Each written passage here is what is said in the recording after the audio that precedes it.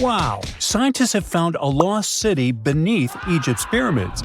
And it's incredibly large, bigger than the biggest target you can imagine. Underground chambers, passageways, and vertical structures. Scientists have no idea what purposes they serve. But let's start from the very beginning.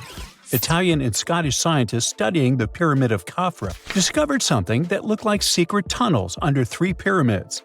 This find might change what we know about ancient Egypt.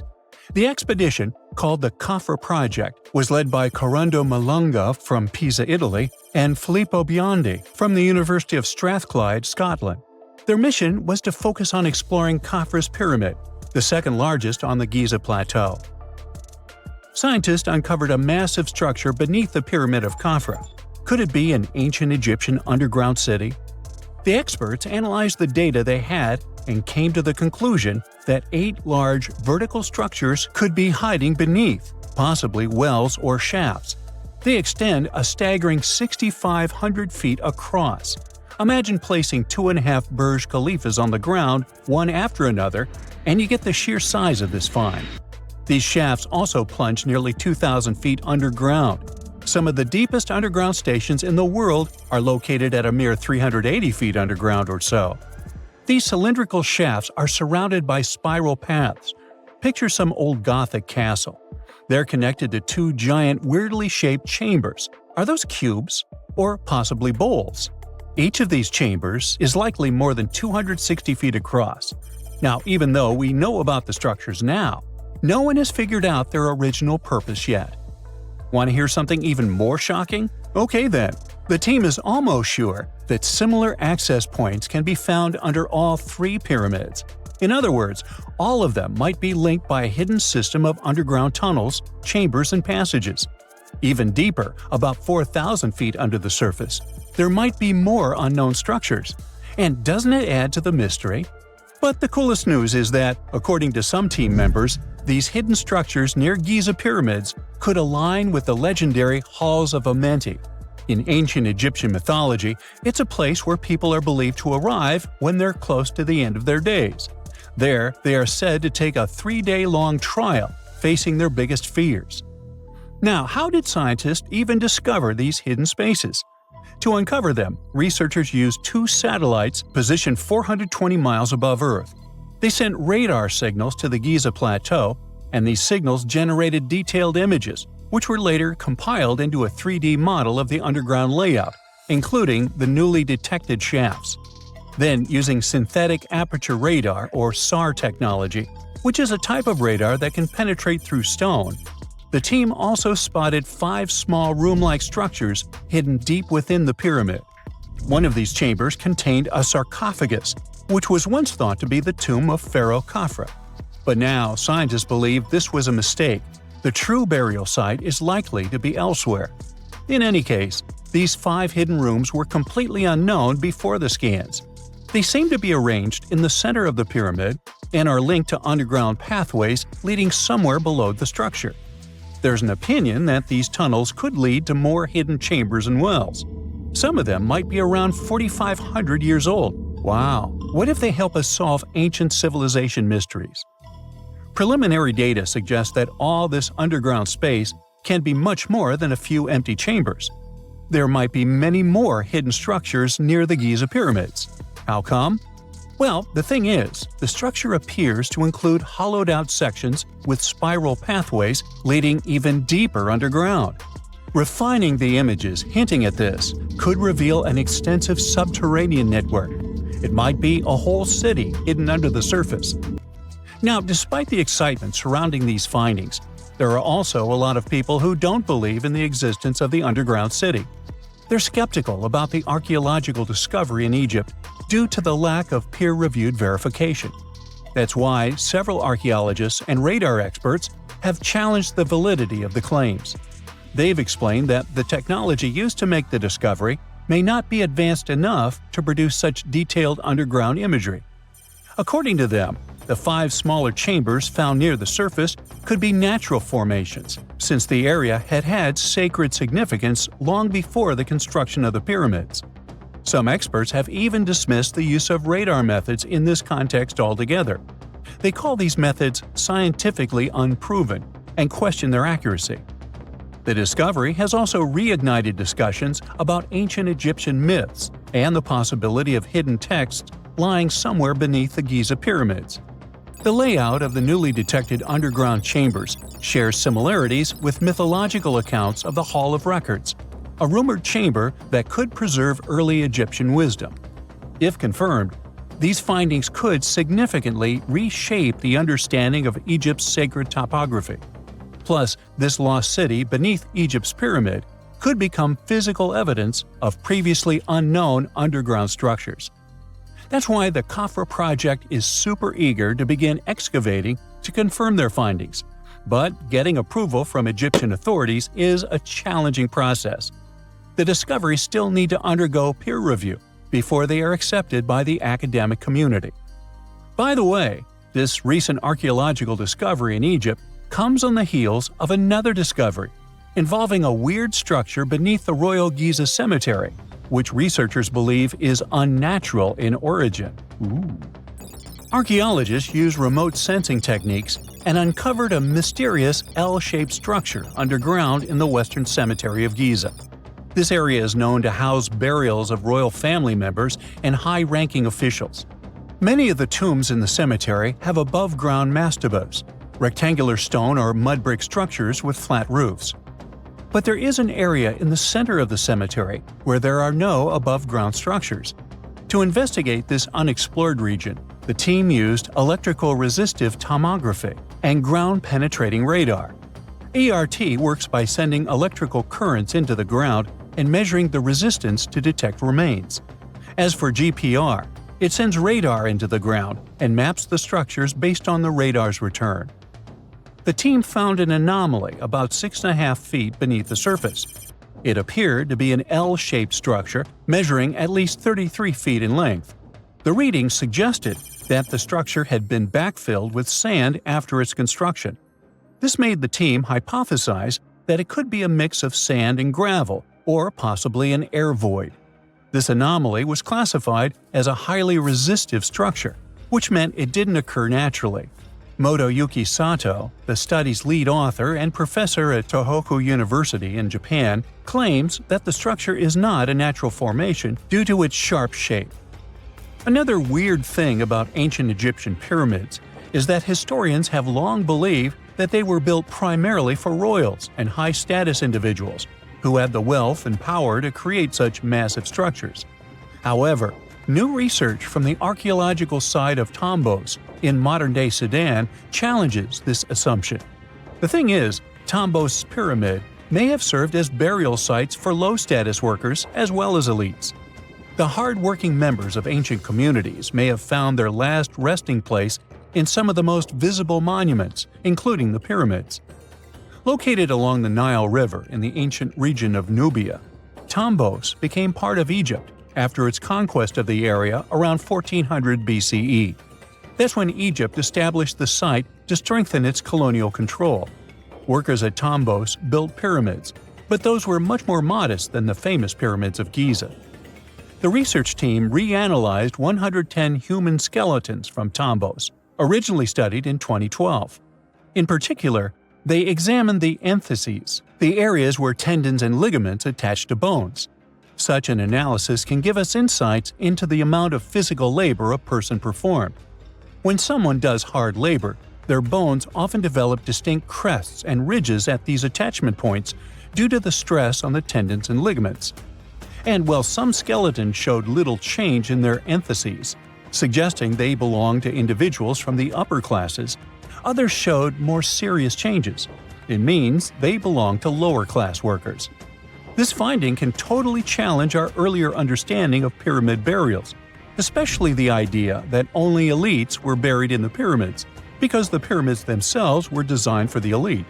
This recent research may prove that lower-class workers may have found their final resting place in these monumental structures too.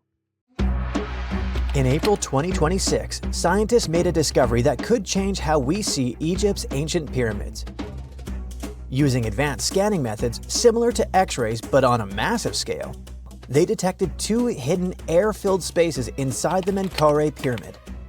This pyramid, the smallest at Giza, was long thought to be simple and solid with no secret rooms left to find. That idea has now been overturned. The discovery came from a joint team working on the Scan Pyramids project. Their attention was drawn to the pyramid's eastern side, where the stone surface looks unusually smooth and polished. This detail stood out because the only other place with similar stonework is the pyramid's known entrance on the north side. That raised a question. Could there be another entrance hidden here? To investigate, the team used a mix of technologies, including radar, ultrasound, and electrical scanning. By combining all the data into a single image, a method called image fusion, they were able to see what lies just beneath the surface without damaging the pyramid. What they found were two small but clearly shaped empty spaces, just over a meter behind the outer wall. These aren't random cracks or damage. Their clean shapes and precise placement suggest they were built on purpose. Even more interesting is their direction. Most passages inside pyramids run horizontally, but these voids are vertical. That unusual design has led researchers to rethink what might be hidden inside. One idea is that these spaces are part of a hidden internal ramp used during construction. Another is more dramatic. They could protect a sealed chamber. Their location on the eastern side, the direction of the rising sun, which symbolized rebirth in ancient Egyptian culture, adds another layer of meaning. There's also a high-stakes possibility. These voids might lead to a burial chamber that has never been opened. While many pyramid chambers were looted in ancient times, a carefully hidden and sealed space could have escaped attention for thousands of years. If that's true, it could still contain original objects placed there for Pharaoh Menkaure over 4,500 years ago. This isn't the first major find by the Scan Pyramids team. In 2023, they revealed a hidden corridor inside the Great Pyramid of Giza. But this new discovery is different. It challenges the long-standing belief that the Menkaure Pyramid was built without complex internal features. The technology behind this breakthrough is just as important as the discovery itself. By using non-invasive tools, researchers can explore ancient structures in detail without causing any harm. That means more secrets can be uncovered while keeping these monuments intact. The next step is figuring out where these hidden spaces lead.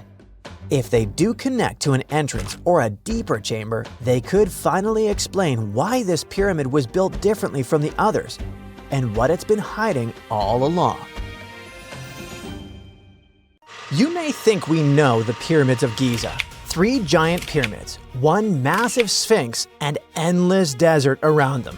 And then researchers go and find something totally unexpected. Another sphinx buried under the sand. A team of Italian scientists believe this structure could be hidden beneath the Giza Plateau. And they also think the entire area may have a huge underground complex stretching beneath the pyramids themselves.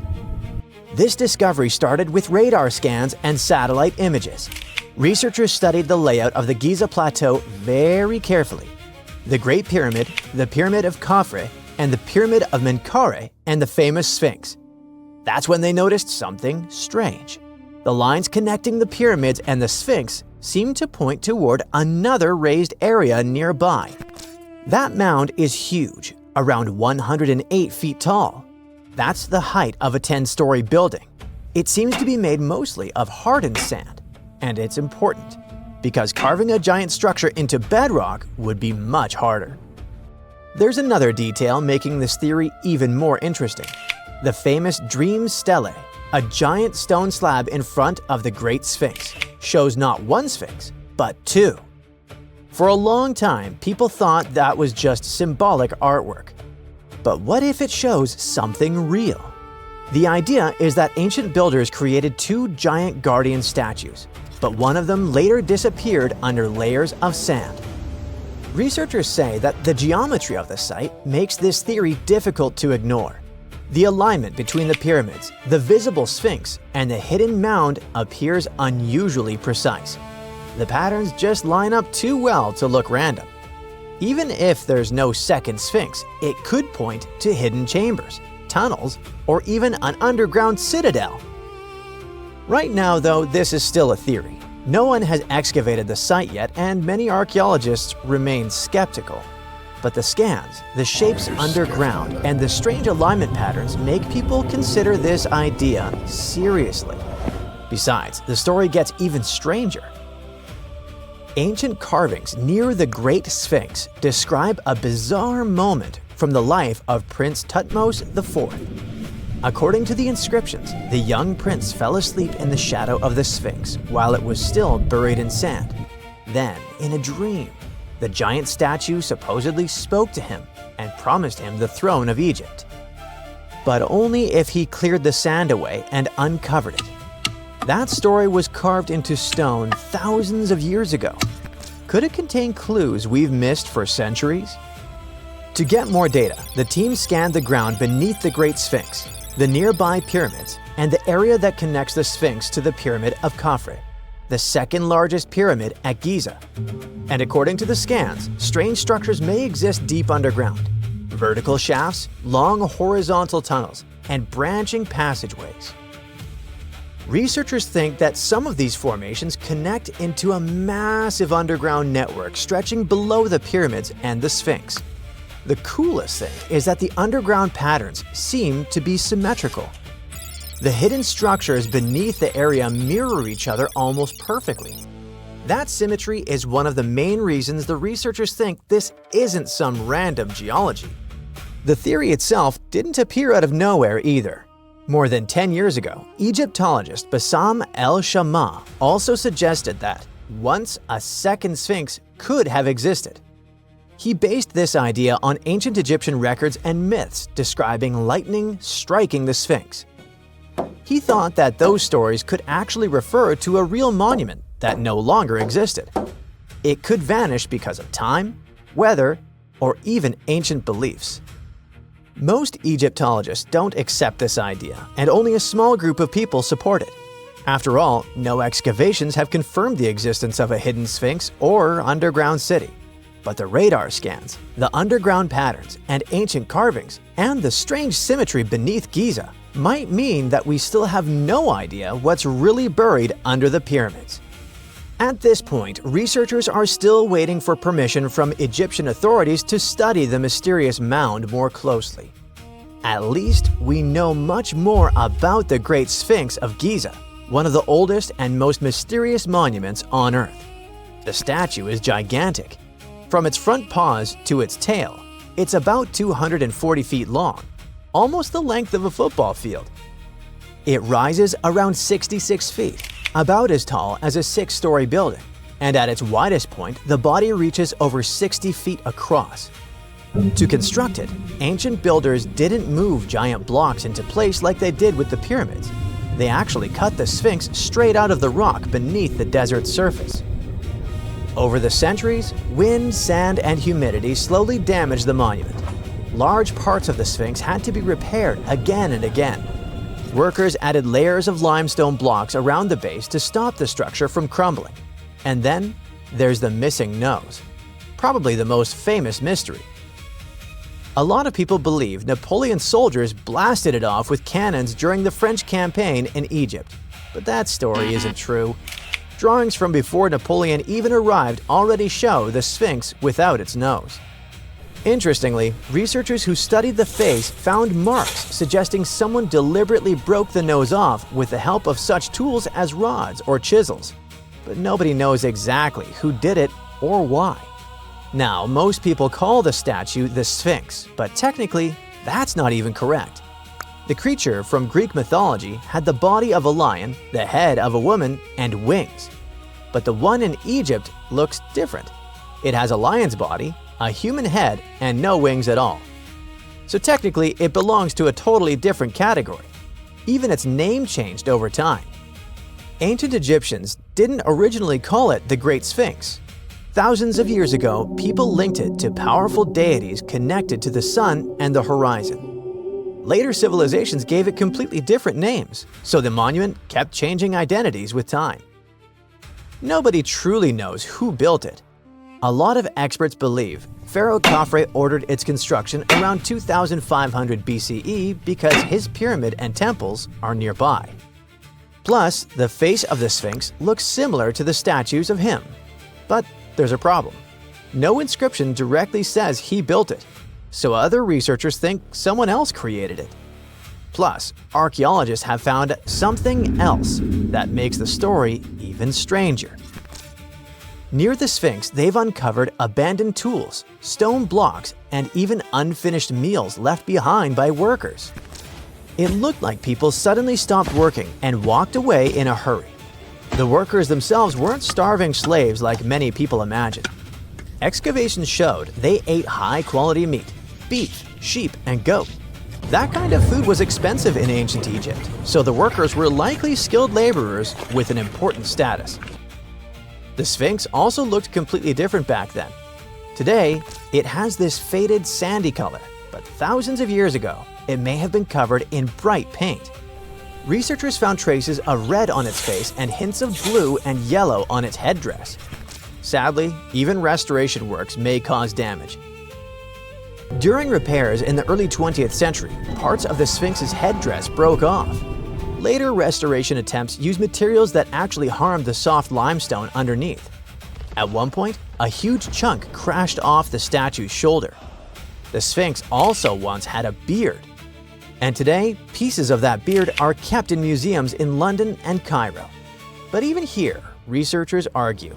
Some experts believe the beard belonged to the original statue. Others think people added it centuries later during restoration projects. Despite its terrifying appearance, the Egyptian version of the Sphinx was actually seen as a protector. The evil, dangerous version most people know comes mainly from Greek mythology. Ancient Egyptians viewed their Sphinx very differently. To them, it represented power, protection, and divine authority. Beneath the sands of Luxor, scientists found something that was perhaps never meant to be found. Over 1,000 decorated stone blocks that belonged to the ruined temple of a woman pharaoh. It got us thinking, why was this temple so brutally destroyed, and who was this woman? Her name is Hatshepsut, and she is now considered one of Egypt's greatest pharaohs, but for a long time, history almost forgot her. She ruled during the 18th dynasty, from around 1479 to 1458 BCE.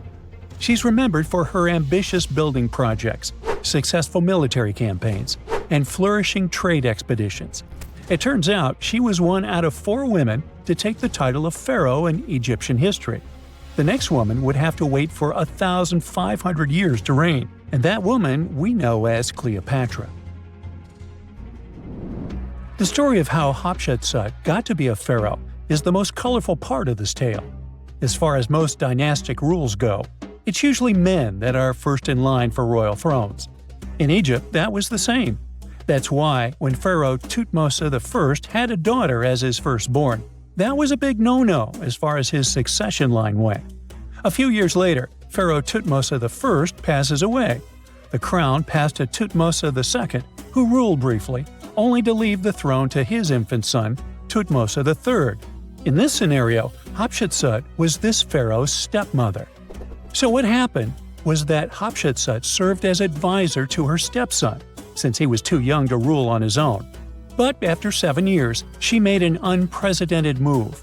She decided to seize power and declared herself Pharaoh of Egypt.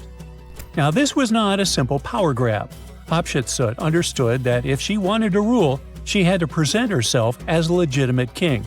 In a bold move, she adopted the full royal regalia, including the false beard traditionally worn by male pharaohs. She was often depicted in statues and hieroglyphs as a man, wearing the pharaoh's kilt and headdress. But this wasn't about disguising herself. Experts believe she never tried to hide her identity.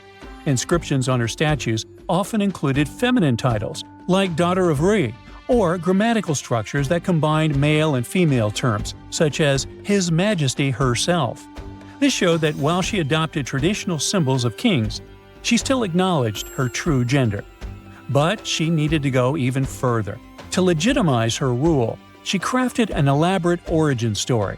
She claimed that the deity Amun himself had visited her mother in the form of her father, Thutmose I, and that she was his divine daughter. Now, this was no small claim, since pharaohs were seen as deities on earth. By aligning herself with Amun, she strengthened her right to the throne. In temple carvings, she depicted this divine birth with Amun, presenting her as his rightful heir. These narratives weren't just mythology, they were tools, ensuring her position remained unchallenged. Hatshepsut also took a new name, Ma'at-Kari, which translates roughly to "truth is the soul of the sun god." The word Ma'at was central to Egyptian beliefs. It represented order, justice, and divine balance. Pharaohs were expected to uphold Ma'at to ensure Egypt's stability. By calling herself Ma'at-Kari, Hatshepsut was likely reinforcing that she was a legitimate and rightful ruler. Her reign was truly great. She led Egypt into an era of peace and prosperity, launching massive building projects and restoring temples across the kingdom. Her most famous achievement was the construction of her temple at Deir el-Bahari, a pretty impressive architectural masterpiece carved into the cliffs of Luxor. Hatshepsut initiated one of the most ambitious construction projects in ancient Egyptian history, commissioning monuments, temples, and obelisks to immortalize her reign. It's argued that she continued with the construction of the Avenue of the Sphinxes, a grand road lined with statues leading to the Karnak Temple. For many, her shining architectural achievement was the towering obelisk she had carved from single pieces of granite. One of these, weighing over 320 tons, still stands today. Now, beyond building, she expanded Egypt's influence through trade. She sent an expedition to the mysterious land of Punt, believed to be modern-day Somalia or Eritrea, bringing back riches like gold, ivory, and exotic animals. Her fleet of ships sailing the Red Sea marked the first recorded trade mission of its kind, establishing economic ties that would benefit Egypt for generations. Yet, for all of her success, something strange happened after Hatshepsut passed away. Her successor, aka her stepson Thutmose III, who had been overshadowed by her rule, took a drastic step. He ordered her name to be erased from history.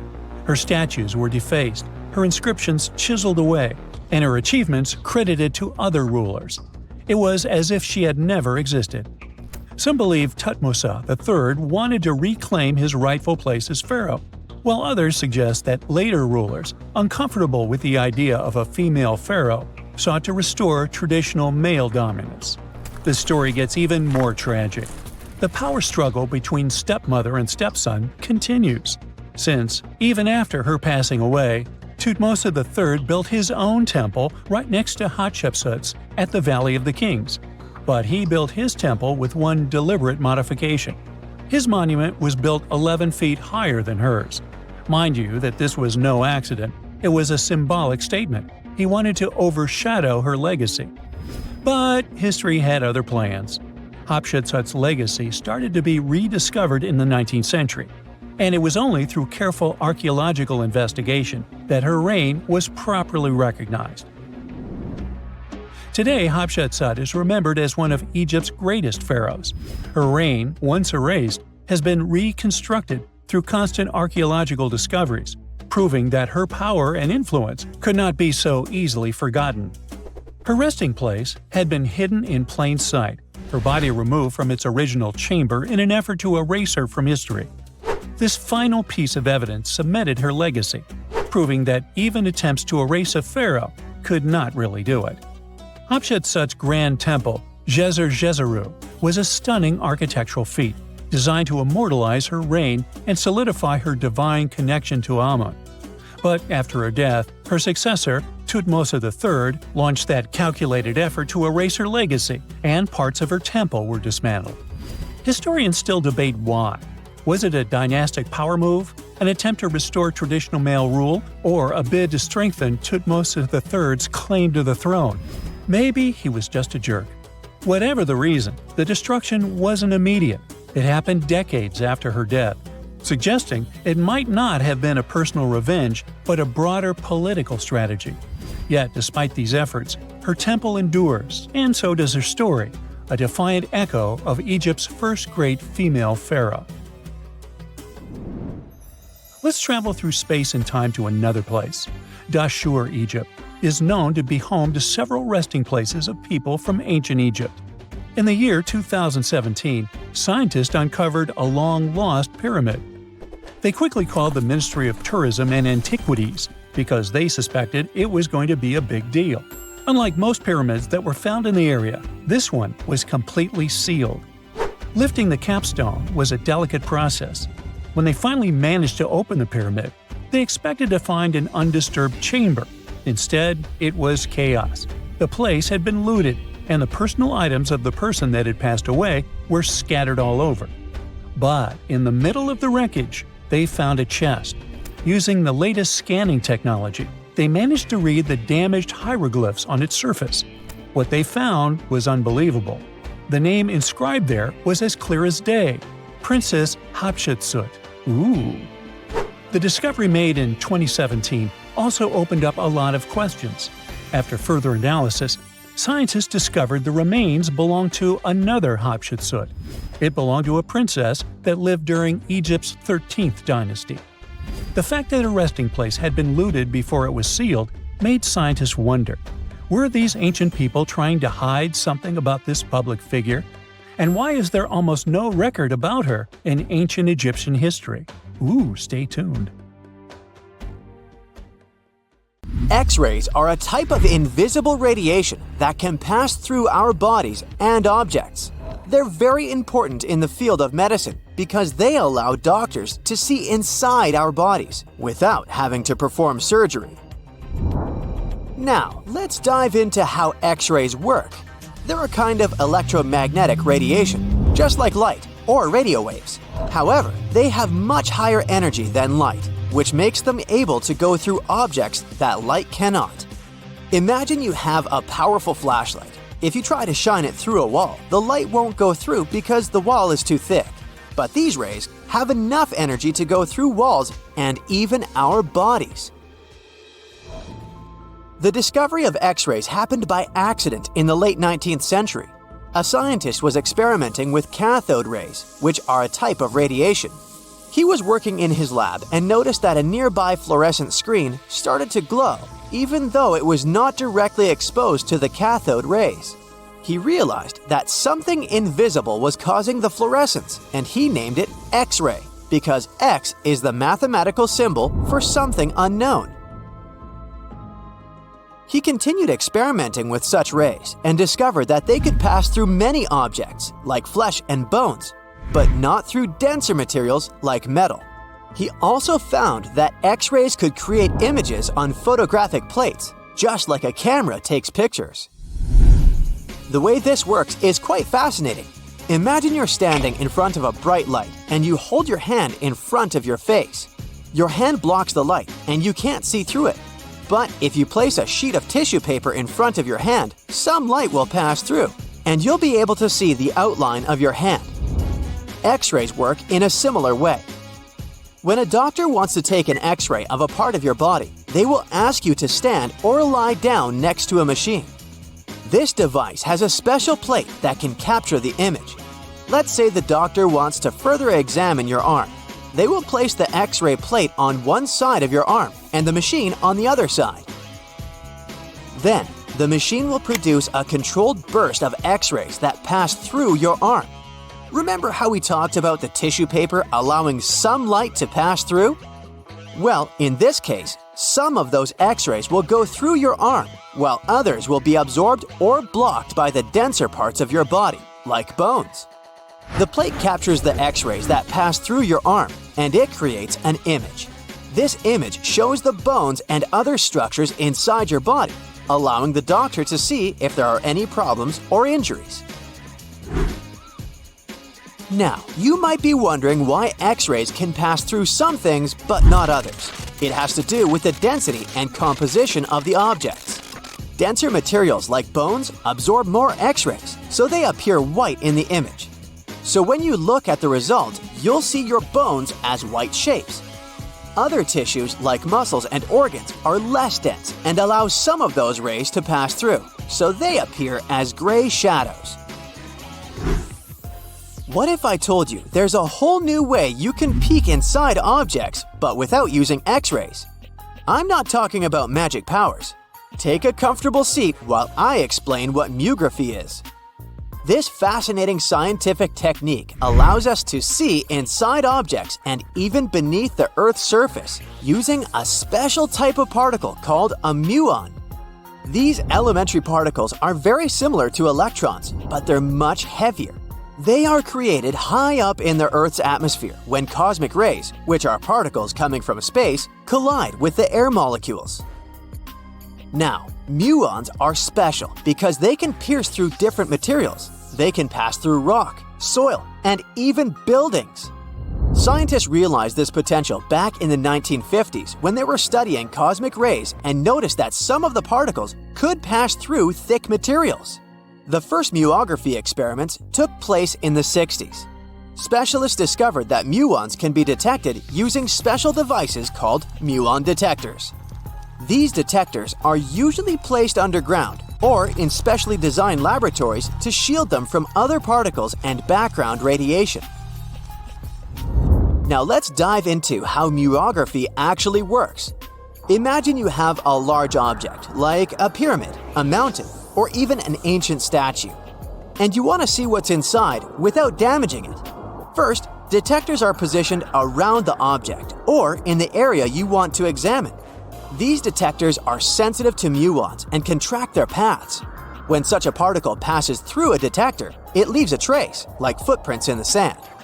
By collecting data from multiple detectors, scientists can reconstruct the paths. Here's where things get really cool. The Earth's atmosphere acts like a natural filter for muons. It turns out that the more massive an object is, the more particles it will block. So, if you have a large, dense object like a mountain, fewer muons will pass through it compared to a smaller, less dense object, like an empty box.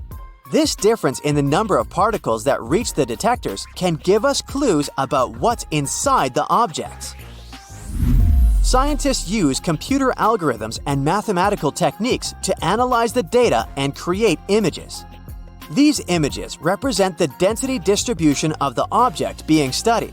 It's like creating a map that shows where the densest areas are and where there's gaps inside the object. The concept of muography is similar to using shadows to understand the shape and size of an object.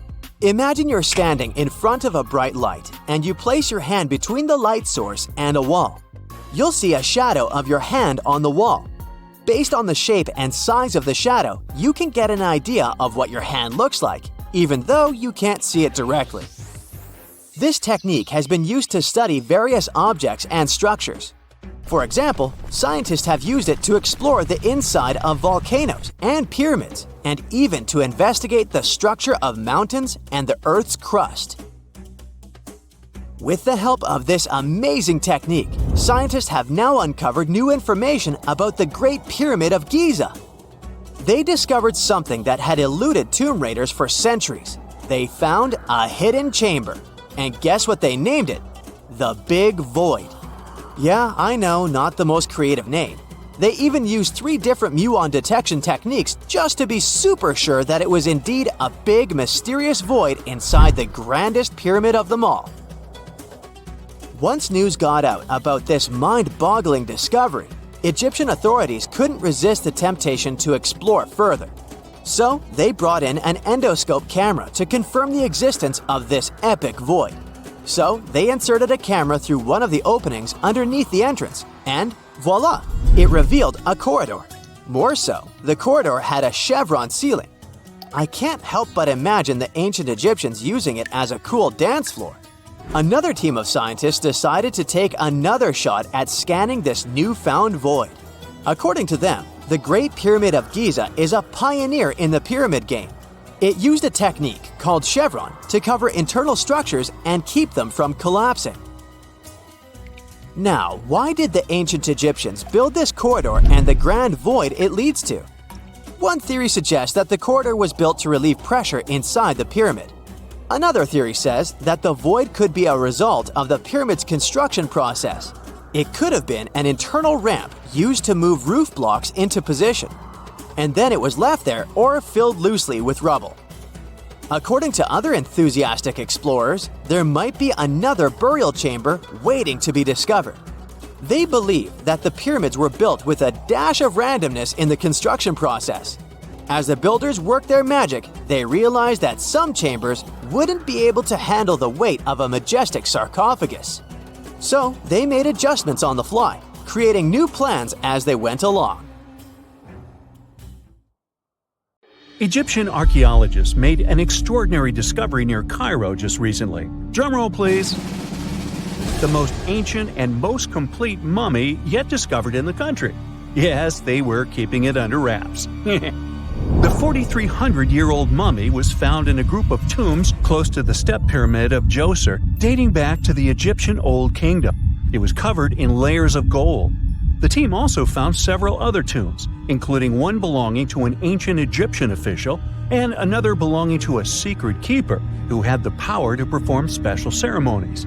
Another interesting tomb was that of a writer, which featured the largest statues ever found in the area. This vast burial site is also home to more than a dozen pyramids and resting grounds. Probably one of the most famous mummies in the world is that of Hatshepsut. She ruled Egypt like a boss for around 20 years, building all sorts of impressive buildings and creating new trade routes. But when archaeologist Howard Carter found her tomb in the Valley of the Kings, her sarcophagus was empty. However, Carter did find 2 coffins in another tomb, one of which belonged to Hatshepsut's wet nurse and the other to an unknown woman. In 2006, a team of specialists decided to investigate whether that mysterious lady was the queen herself. They found a molar tooth in a wooden box with Hatshepsut's name on it, and when they compared it to a gap in the mummy's mouth, it was a perfect match. Ramses II was a pretty impressive ruler, but it was his mummy that eventually made history. Now, we don't hear too much about his daddy. Okay, I'll stop. Ramses is considered to be the most powerful pharaoh in all of Egypt, as he reigned for a whopping 6 decades. He also lived to be over 90 years old. Now that's pretty amazing, considering the time he lived in. Ramses II supposedly had over 100 offspring too. Talk about a big family. When he passed away, his body was originally buried in the Valley of the Kings, but some sneaky guys tried to rob his tomb of all his treasures. Officials back in the day weren't having any of that though, so they moved his body to a secret location to keep it safe. Fast forward to the 1800s, and Ramses II's mummy was discovered along with a bunch of other rulers and important officials.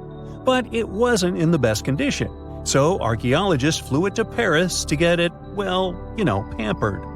Problem was, he couldn't just be transported into another country. The only solution available was to give Ramses II his own passport. His occupation was listed as king, and the document even featured his photo. Most mummies aren't necessarily known for having the most hydrated skin. But that of an ancient woman, also known as Lady Di, proves otherwise. No, not that Lady Di. This wealthy lady from ancient times was discovered in an ornate tomb in 1971, and she looked fabulous, if we can say so about a mummy. Thanks to the special conditions in her tomb, like the moisture in the environment and the lack of oxygen, her body was almost perfectly preserved. Her skin was soft, her hair was on point, and she was still flexible. The museum that now proudly displays her mummy also shows a ton of fancy items that were buried with her, like dinnerware and musical instruments. Archaeologists investigated the mummy further and discovered that she passed away from a heart attack at around 50 years old. Even though it hasn't been around for over 2,000 years, Lady Di is still making history. The mummy of Otzi the Iceman was discovered in the Alps in 1991.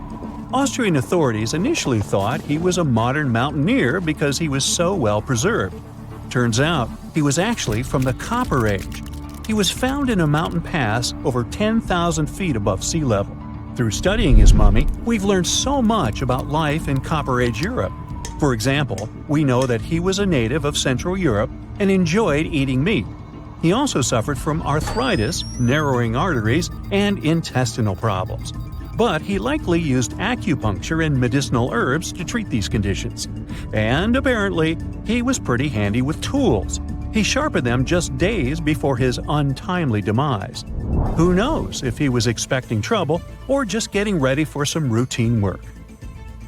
Now, King Tut and his story is most likely the one that made all mummies famous. This pharaoh passed away at the young age of 19, more than 3,000 years ago, but his mummy is still one of the most well-known in the world. When his tomb was opened in 1922, people went wild because it was still intact, unlike many other royal tombs. It had some seriously blinged-out coffins, including one made of solid gold. Not only did Tut's tomb give us a glimpse into ancient Egyptian history, but his mummy also taught us a lot about the time he lived in. DNA analysis helped identify his parents and revealed that the pharaoh had a rare bone disorder that might have made walking a bit tough. Now, Ginger is most likely one of the coolest mummies you'll ever hear about. He's like a time traveler from 5,000 years ago who's still looking fly with his golden hair and perfectly preserved nails.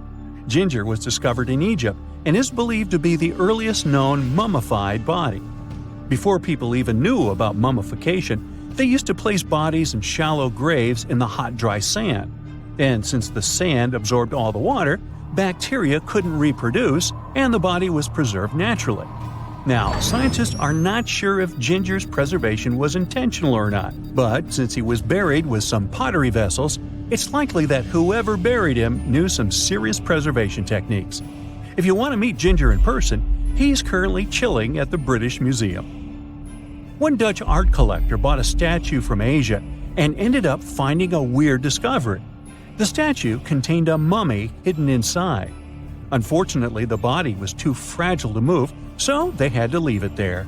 The coolest part is that this mummy is over 1,000 years old and was on display for 200 years before being encased in the statue.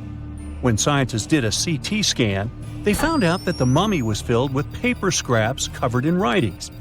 Experts think he might have done this thing called self-mummification, which is a pretty intense process involving a special diet and tea that makes your body less prone to bacteria.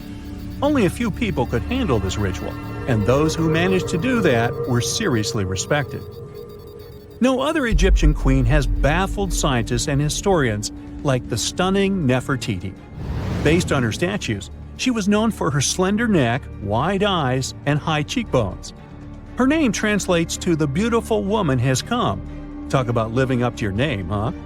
Even though she wasn't a pharaoh herself, Nefertiti still managed to leave a lasting impression. Written records suggest that, as a wife and queen, she held an incredibly influential role. Because of her power, she was indeed admired, but she also managed to make quite a lot of enemies throughout her life. She was also related to King Tut, but not biologically. Rather, she was his stepmother. So far, locals have yet to identify her mummy, but that may soon change. A local Egyptologist who has been busy excavating tombs in the Valley of the Kings has found two mummies that he believes could be Nefertiti and her daughter. According to specialists, we may soon finally get a definitive answer about the identity of these two mummies. And if one of them does turn out to be Nefertiti, we could be in for a real treat.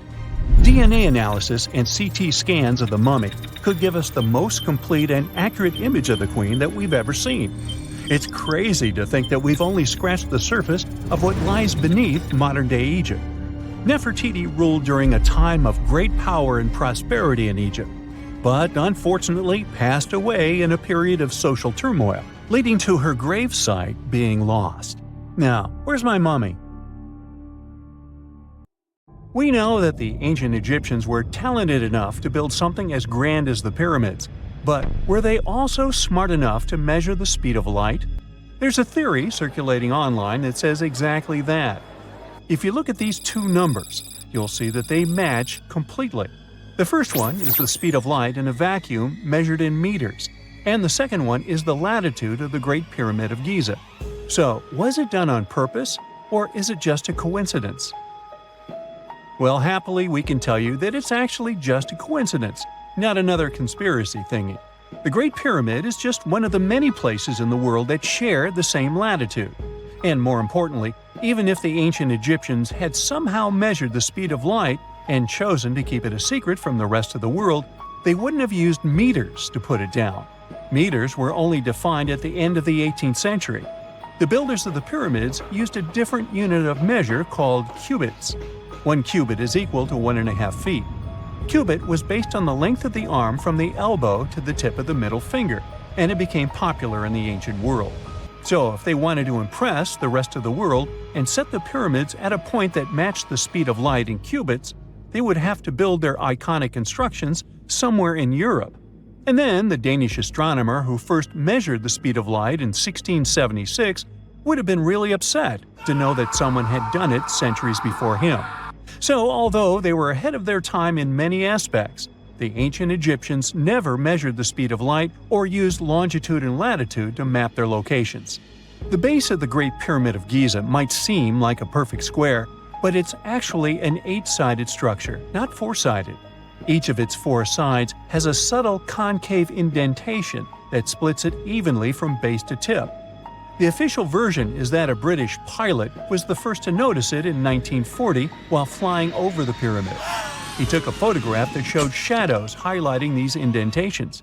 Some people think these lines are only visible from above and can best be seen at dawn and dusk during the spring and autumn equinoxes.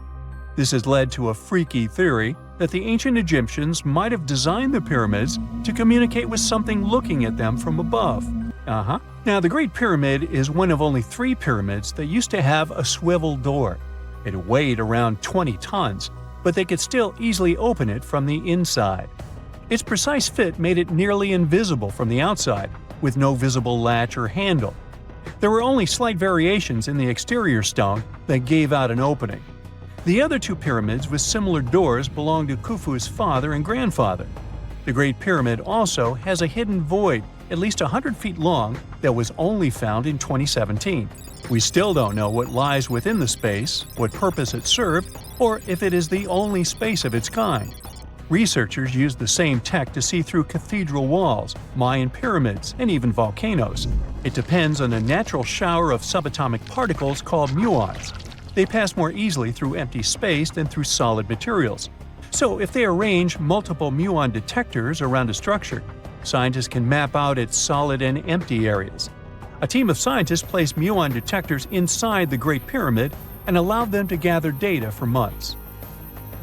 Scientists have analyzed samples of the mortar used to build the pyramids many times. Although we know its composition, modern technology still can't replicate it.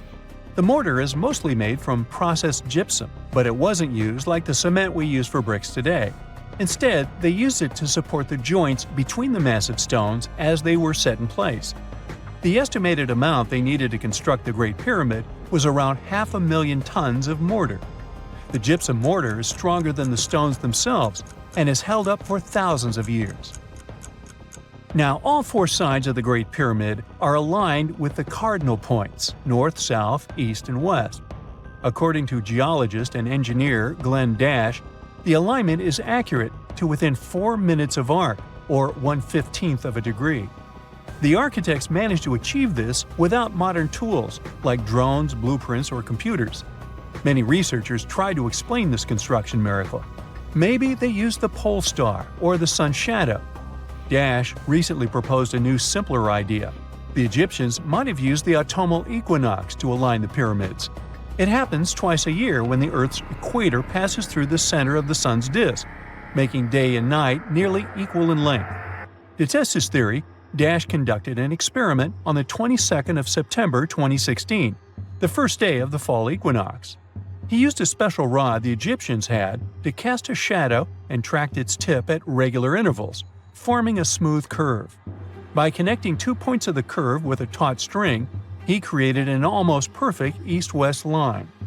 Dash noted that on the equinox, the shadow's tip runs in a straight line, nearly perfectly east-west, and with a slight counterclockwise error. There's a similar error in the pyramids. Although his experiment was conducted in Connecticut, Dash believes that the same method would work in Egypt. All the ancient Egyptians needed was a clear, sunny day. They could determine the fall equinox by counting 91 days from the summer solstice. But they left us few clues, and no engineering documents or architectural plans have been found that explain their methods. So they might have mapped shadows, but it's not definite. Now, scientists have long wondered how heavy stone blocks were carried to the pyramid sites, and they might finally have an answer.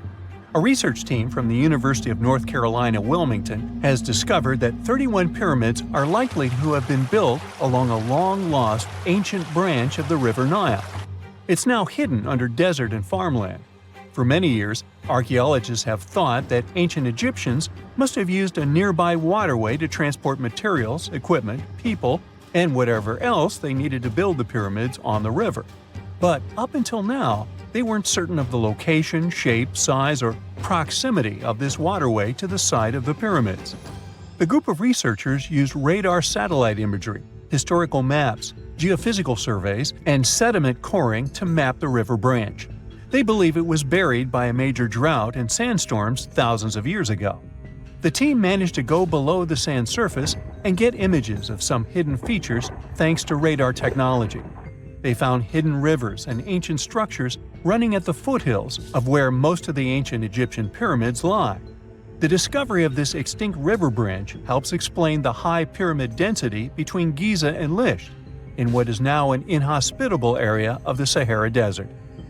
Now, Egypt isn't the only country with the most pyramids in the world. The champion's title here goes to its southern neighbor, Sudan. It has between 200 and 255 pyramids, compared to Egypt's measly 138. They were built by members of the Kingdom of Kush, an ancient civilization that ruled the lands along the Nile River many years ago. They started erecting pyramids around 500 years after the Egyptians had stopped doing it. Their pyramids are much smaller than the Egyptian ones, but were built for the same purposes. Archaeologists are still working to find out how the pyramids in the Sudan were built, how long it took to complete them, and what happened to their society. When you hear the word mummy, you might get a chill down your spine. That's because most of us associate this word with those creepy characters we've seen in some scary movies. But in reality, mummies have helped us understand a lot about ancient civilizations, their rulers, and about how people used to deal with losing their loved ones. The people most famous worldwide for their mummies are the ancient Egyptians. They believed that some sort of existence after passing away was possible, if certain conditions were met. That's why they insisted on preserving the human body through the process of mummification and placing the mummy in a furnished tomb, kind of like giving it a fully functioning apartment of its own. Why did they believe in this? Well, because they were deeply connected to their natural environment for the most part. They saw the natural cycles around them, like how the sun rose every day, followed by the moon, or how new life was always sprouting from plants, even after they had wilted away.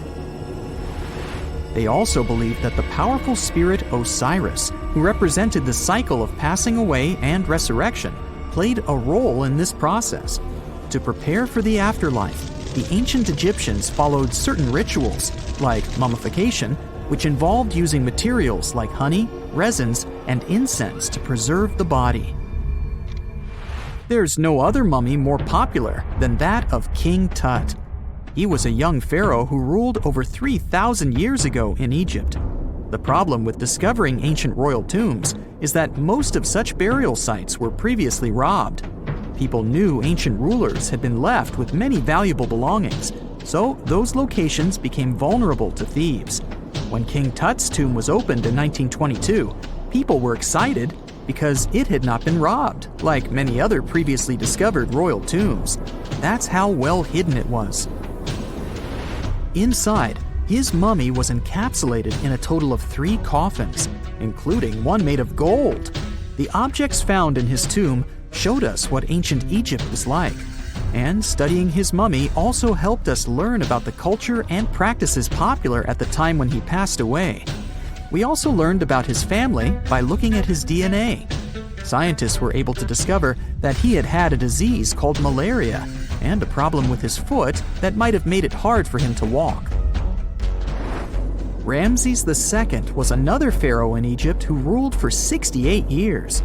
Which was quite a lot back in the day. He was known for his expansion campaigns and building projects. Many objects from his time as a ruler still exist today, including a large statue of him. Ramses II was about 6 feet tall and lived to be about 90 years old. After looking at his mummy, scientists concluded that he may have had a medical condition that affected his spine. Now, remember those thieves I mentioned before? They are probably the reason why Ramses II ended up in a plain coffin in a secret collection of royal mummies at Deir al-Bahari, which was rediscovered in 1881. Thankfully, archaeologists were able to identify him because his journeys had been recorded on his wrappings. The process was really tedious too. In fact, in ancient Egypt, the mummification process could take a staggering 70 days to complete. A special person would say a very specific speech while delicately handling the body and drying it out using a type of salt called natron. They also used linen and resin to make the body look more lifelike and to wrap it in cloth. The tomb was equally as important for ancient Egyptians. The walls of King Tut's tomb, for example, were adorned with intricate artwork that depicted his journey to the afterlife, from his burial procession to his passage through the underworld. The ancient Egyptians believed that everyone made this journey after passing away, and they filled their tombs with items and paintings to help the person in their spiritual travels. Additionally, the walls of the tomb were decorated with spells from a special book, which contained a collection of poems that the Egyptians believed would help people reach the afterlife. And speaking of how important this journey was, people also placed food in these ancient tombs. In King Tut's tomb, archaeologists discovered 36 jars of vintage beverages and 8 baskets of fruit, which were believed to be left there to help him in his journey to the afterlife. The Egyptians believed that traveling to the afterlife took a really long time, so they left a lot of supplies, such as food and water, to sustain their loved ones. Pharaohs also generally had numerous luxurious garments and beautiful jewelry in their tombs to ensure that they would have a fashionable journey. These items included various types of linen clothing, such as tunics, scarves, gloves, and headdresses, as well as a lot of gold jewelry with precious stones, like bracelets, buckles, pendants, necklaces, rings, and even precious depictions of insects for protection. Some were also deposited with fans made from ivory and ostrich feathers to keep them cool in the afterlife. Some ancient rulers were even placed in their forever apartments along with boats. For example, Pharaoh Khufu built the Great Pyramid at Giza as his tomb, and a large ship was found inside. King Tut, however, was buried with multiple boat paddles, but no actual boat. Instead, he had 3 chariots and numerous walking sticks made of precious materials, perhaps indicating he'd rather travel to the beyond by land, not by water. Amongst the most interesting objects found near ancient mummies are bottles of oils and perfumes. If rulers were supposed to be fashionable, why not smell nice too, right? Also, some of them had some ancient kinds of board games, most of them made out of precious materials like gold or ivory. One of those games was called Senet. It was very popular amongst the ancient Egyptians and very similar to modern-day chess. The ancient Egyptians may have the most famous mummies out there, but they weren't the first to invent the procedure. In fact, it all started in South America with an ancient civilization named the Chinchorro. As far as we know today, these people were the first to mummify their loved ones that had passed away. They did it somewhere around 2,000 years before the Egyptians started their own rituals. Sure, we can tell a lot about ancient rulers by studying these mummies, but until recently, we had no idea what they really looked like during their lifetime. Not so long ago, though, some very special mummy paintings were found by archaeologists studying ancient Egyptian objects. These mummy portraits are highly detailed paintings of individuals that were made while they were still alive. Such paintings were often painted on wood, as opposed to the classical portraits we all know about, which are painted on canvas. They are known for their realism and beauty, and have even been used by researchers to diagnose diseases by comparing them to the corresponding mummies. Some of these portraits also include depictions of jewelry, which was later found on the mummies. The recent discovery of these mummy portraits in Central Egypt is significant, as it marks the first time in over a century that such paintings have been found. Mummies appeared all around the world naturally, too. Mummification can occur without people intervening because of natural conditions, like extremely cold or hot environments, places with a lack of oxygen, or accidental exposure to chemicals that preserve the body. These conditions don't allow bacteria to grow, resulting in the body remaining more or less intact. Famous Otzi was one of these mummies. We know today he was a man who lived around 5,000 years ago in Europe. But upon his discovery in the Alps in 1991, Austrian authorities initially believed that he was a modern mountaineer because of how well preserved the body was. However, after the Iceman was removed from the glacier, it was determined that he was actually from the Copper Age. Most people know that pyramids were built as grand tombs for the pharaohs, designed to ensure they had a smooth journey to the afterlife. The Great Pyramid of Giza, for instance, was constructed for the pharaoh Khufu. But what most people don't know is that this whole pyramid building trend started right here with the step pyramid of Djoser about 4,700 years ago. This massive structure was built for Pharaoh Djoser, a ruler from Egypt's 3rd dynasty. It rises 7 layers high above the ground and stands about 200 feet tall. We think of it today as a phenomenal architectural project. But for ancient Egyptians, the step pyramid of Djoser turned out to be more like a massive experiment, a trial run, if you will, to perfect their building skills before they moved on to even more ambitious pyramids. Reaching new heights is super exciting, but the real mystery is what is going on below the ground. In this pyramid's underground labyrinth, there is a network of tunnels stretching about 3.5 miles long. And some researchers believe these tunnels might have been part of a sophisticated water system that could completely change what we think about pyramid construction. Let's talk about this massive complex located in Saqqara. Surrounding the pyramid, there's what's known as a dry moat, a continuous trench that is up to 164 feet wide and almost 2 miles long. It forms a sort of rectangular shape around the pyramid. This trench has an average depth of about 65 feet. Now, if you were to add up all the earth and rock they dug out to create this moat, it would be about 10 times the volume of the step pyramid itself. For the longest time, people just assumed this trench was nothing more than a huge quarry, a place where they dug up stone and clay to build the step pyramid. Makes sense, right? But when you take a closer look, it doesn't add up. The trench is too narrow and deep to be practical for mining, and its layout doesn't match anything we know about ancient Egyptian quarrying methods. Plus, some sections of the trench are actually covered with a rocky ceiling, which would have made it nearly impossible to use as a quarry.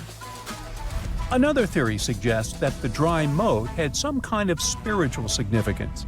Maybe it was a sacred place, where souls of nobles gathered to serve the late king in the afterlife. There are even niches in the walls that work as a hint at this spiritual function. But most researchers believe that this purpose likely developed much later, long after the complex was built for Djoser. So what was the moat really designed for? In 2020, a researcher came up with a pretty intriguing idea. It is possible that this trench was actually designed to collect and manage water, especially after heavy rainfalls. Now, that makes sense when you consider the location. The moat sits in an area that could easily have been flooded by runoff water from nearby plains. This could also explain why the trench wasn't used for new graves until much later when the climate became drier and less prone to flooding. The story becomes even more intriguing as this trench appears to be part of a larger, more complex hydraulic system within the Djoser complex. It is like the trench has several compartments, carefully carved out of the rock and connected by tunnels. These compartments likely served as a part of a water treatment system, where water would flow from one compartment to the next, getting cleaner as it moved along. Now, here is where things start to tie into the pyramid itself. The Djoser complex has a series of underground shafts, and some researchers think that water from the moat's deep trench might have been used to power a hydraulic lift system, And this giant water-powered elevator could have been used to raise the heavy stones needed to build the pyramid. It worked like a volcano, but instead of lava, water did the heavy lifting. Imagine a big deep hole in the ground at the center of the pyramid site. Inside this hole, there was a huge wooden platform, kind of like a giant raft that could move up and down. When the workers wanted to lift a heavy stone, they would fill the hole with water. As the water rose, the wooden platform started to float up, carrying the stone with it, almost like a giant water-powered elevator. When the stone reached the right height, the workers slid it off the platform and onto the pyramid. The idea is that water from the deep trench, after being cleaned and filtered, would flow into these shafts. A massive float, possibly made of wood, would then rise as the water filled the shaft, lifting the stones up to where they were needed for construction. Once the stone was in place, they'd let the water out, lowering the platform back down to the bottom, ready to lift the next stone. This fancy hydraulic lift system could have been a game changer, making the whole building process a lot faster and more efficient without using a lot of workforce. It is like the ancient Egyptians were already embracing the whole idea of work smarter, not harder. But of course, not everyone is on board with this theory. Some experts argue that the area where the step pyramid of Djoser was built couldn't have held enough water from occasional rains to maintain such a fancy hydraulic system. The main theory suggests that, in the past, there might have been some kind of lake nearby that would have filled up after a period of rain, and this lake could have supplied water to the complex's hydraulic system. But there is no mention of such a lake in any ancient Egyptian writings, so it might be more of a what-if situation than a reality. And then there's the issue of the hard work itself. Remember when I said this method could have allowed the ancient builders to raise stones with far less effort? Well, that might not be entirely true. According to some experts, just building this hydraulic device would have required a lot more heavy work than simply moving the stone blocks using good old-fashioned manpower. And let's not forget, the step pyramid of Djoser is like a baby pyramid compared to those that came later. The stones used for Djoser's pyramid weighed, on average, about 660 pounds each, which is nothing compared to the more than 2.5-ton blocks used later for the pyramid of Chephren. If this cool water lift theory gets completely ruled out, we still need to explain how this pyramid was built in the first place. To answer that, we need to rewind a bit and talk about the original plans. See, before Djoser's tomb became a pyramid, the idea was to construct a simple mastaba. This type of tomb was pretty common in earlier periods, a flat-roofed, rectangular structure with sloping sides. But after the original mastaba was finished, they decided to expand it a bit by adding more layers on top. And then they added even more layers, until the construction reached 6 distinctive steps, each one smaller than the previous. And they probably did all this by raising those heavy stones using ramps, not a water-powered elevator. There is still so much we don't know about the step pyramid of Djoser. More research is definitely needed to fully understand how this system worked, or if it even existed at all. But the idea of using water to help build the pyramid adds a whole new layer to our understanding of ancient Egyptian engineering. It's a powerful reminder of just how clever and resourceful those builders were, using the natural landscape and the power of water to create one of the most iconic monuments in history. You have heard about Nikola Tesla.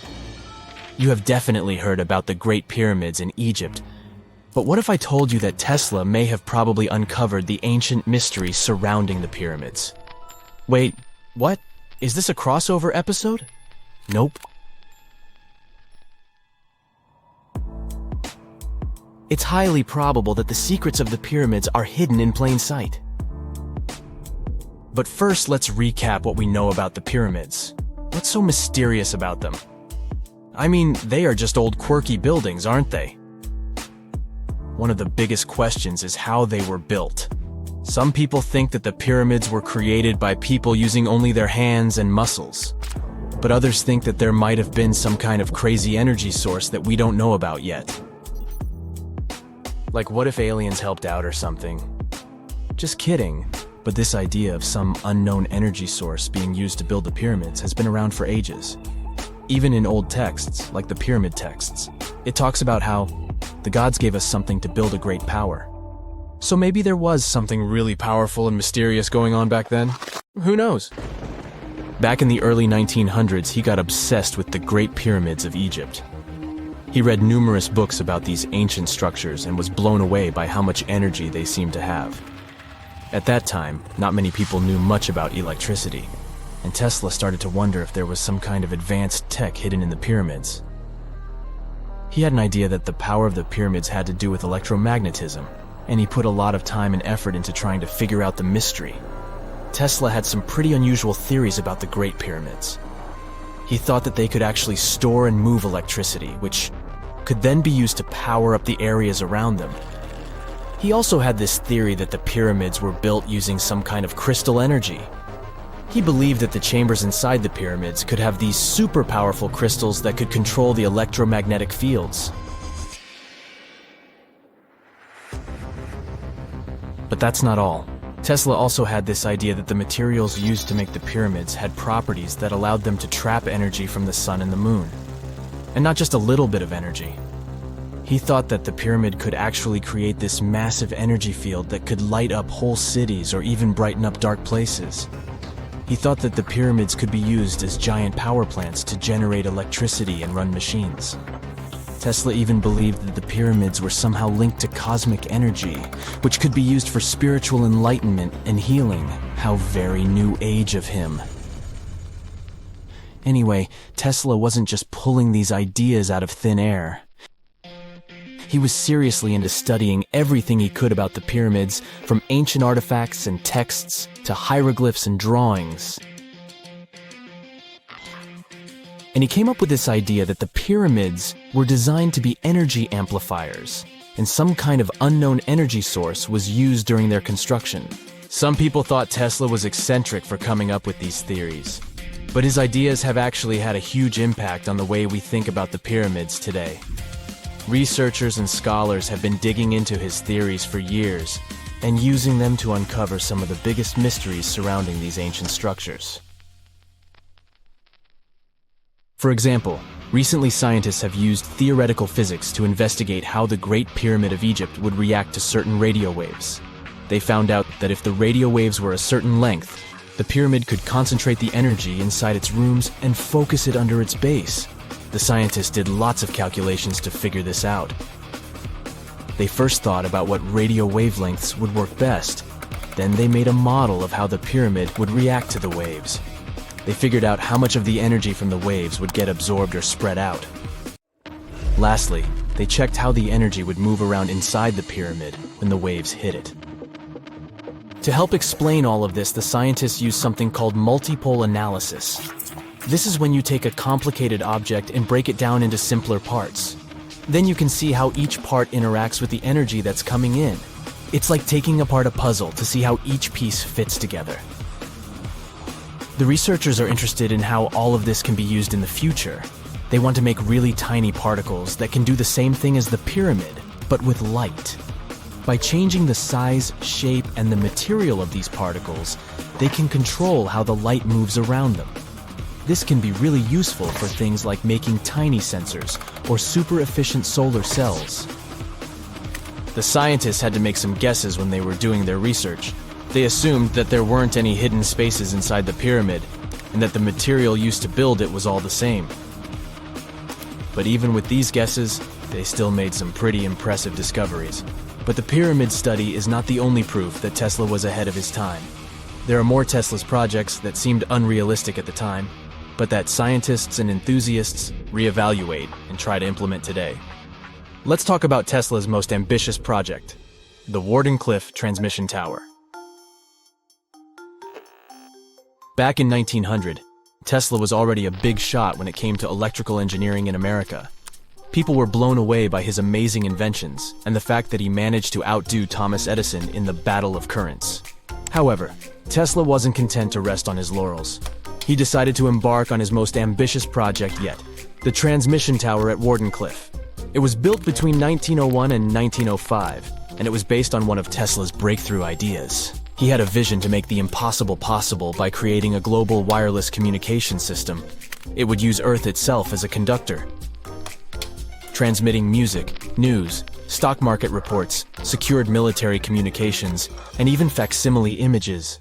Does it sound familiar? Right, it sounds just like the internet that we use today, only without the use of any wires. But Tesla had a much bigger dream in mind: to transmit power wirelessly.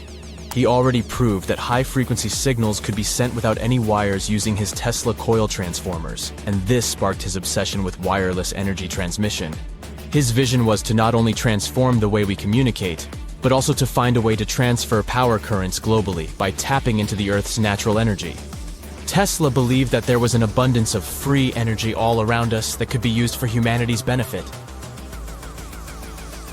In 1899, he conducted some top-secret experiments and got convinced that it was possible to transmit electrical power through the Earth's upper atmosphere. This is actually how the Wardenclyffe Tower was created. It was supposed to be the prototype station for a network of towers all over the globe that would provide the whole world with wireless energy. Unfortunately, Tesla didn't have the resources or the patience of his investors to bring this project to fruition. It ran into all sorts of financial problems and roadblocks, and in 1917, the unfinished tower was finally torn down for scrap metal to pay off Tesla's mounting debts. Now it remains a sad reminder that even the greatest minds can sometimes fall short of their dreams. The original red brick laboratory, however, is still there, and it is the only Tesla lab that has survived. Fun fact, in 2017, a film crew made a crazy discovery. They used ground-penetrating radar to explore the area around Wardenclyffe, and they found a whole series of tunnels stretching for hundreds of feet underneath the site. Nobody knows exactly what these tunnels were used for, but people have been speculating for years that they were part of Tesla's grand plan. Wardenclyffe, of course, is a major landmark for Tesla enthusiasts from all over the world. Who knows? Maybe someone will finally crack the mystery of the tunnels one day. But even if they don't, the legacy of Tesla and his amazing ideas lives on.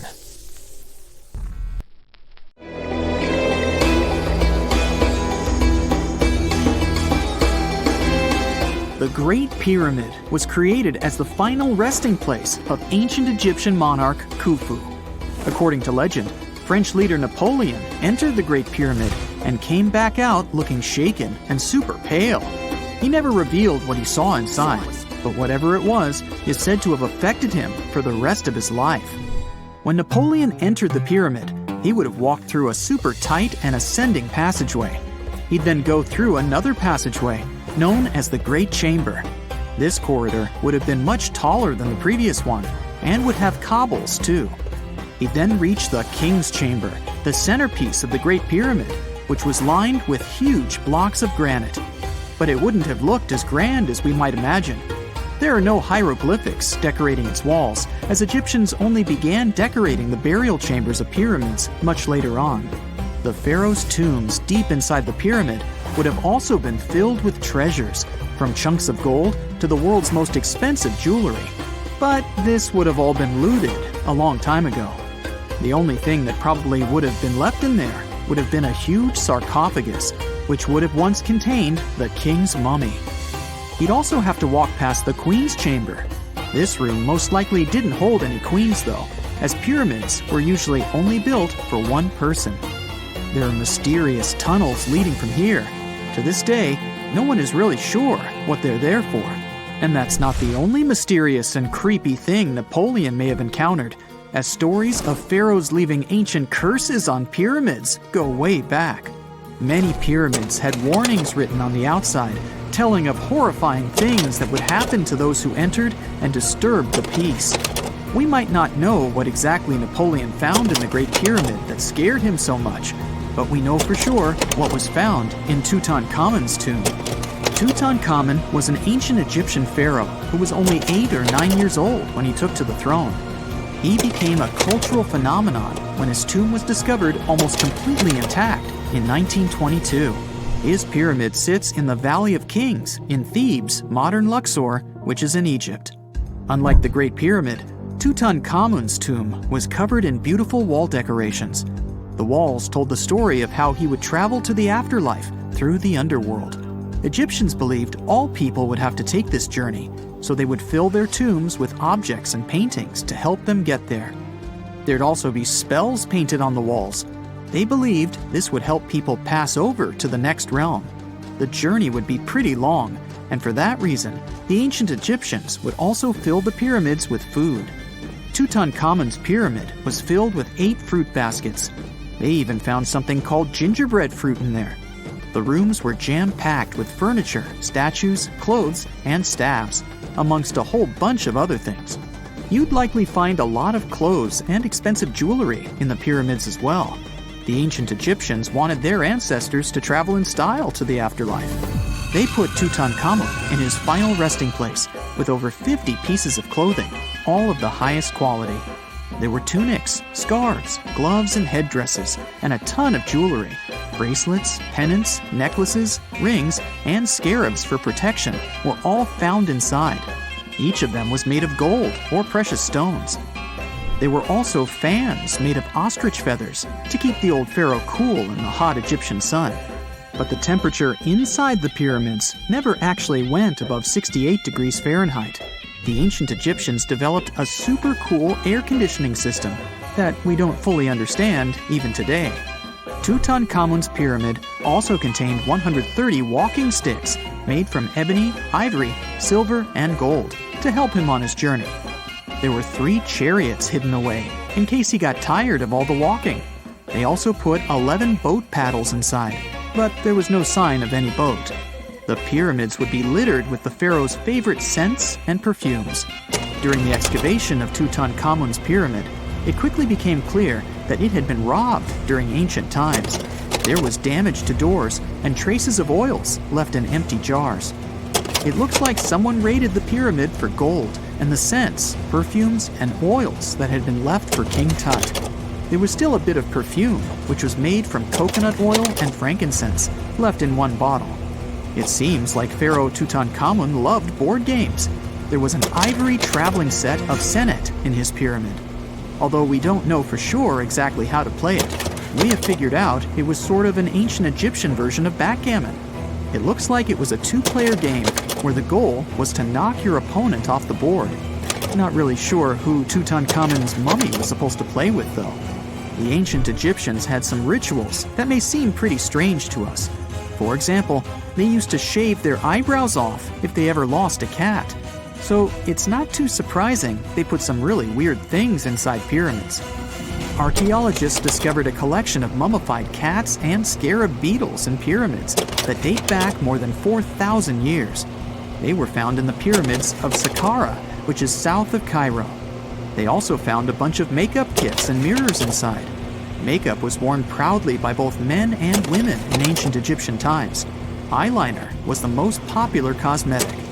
The Rosetta Stone was one of the best discoveries ever made in pyramids. It was found by our man Napoleon Bonaparte and his team. It's a black granite rock that dates back to 196 BCE. It's transcribed in Greek, Demotic, and hieroglyphic. When it was translated in 1822, we got the key to understanding ancient Egyptian hieroglyphics for the very first time. The discovery of Queen Hatshepsut's mummy in 1903 changed our understanding of the Egyptians forever. After she had passed away, her successor, Thutmose III, removed most of the evidence of her reign, so we basically knew nothing about Egypt's first great female leader. She's now gone on to become one of the few and most famous female pharaohs of Egypt. Pharaoh Khufu even had a fully fledged boat in his pyramid. Archaeologists uncovered more than 1,200 pieces of a giant boat near the Great Pyramid at Giza. They reassembled the boat, and it's a whopping 144 feet long. It's most likely a solar boat, which was designed to carry the resurrected king with the deity Ra.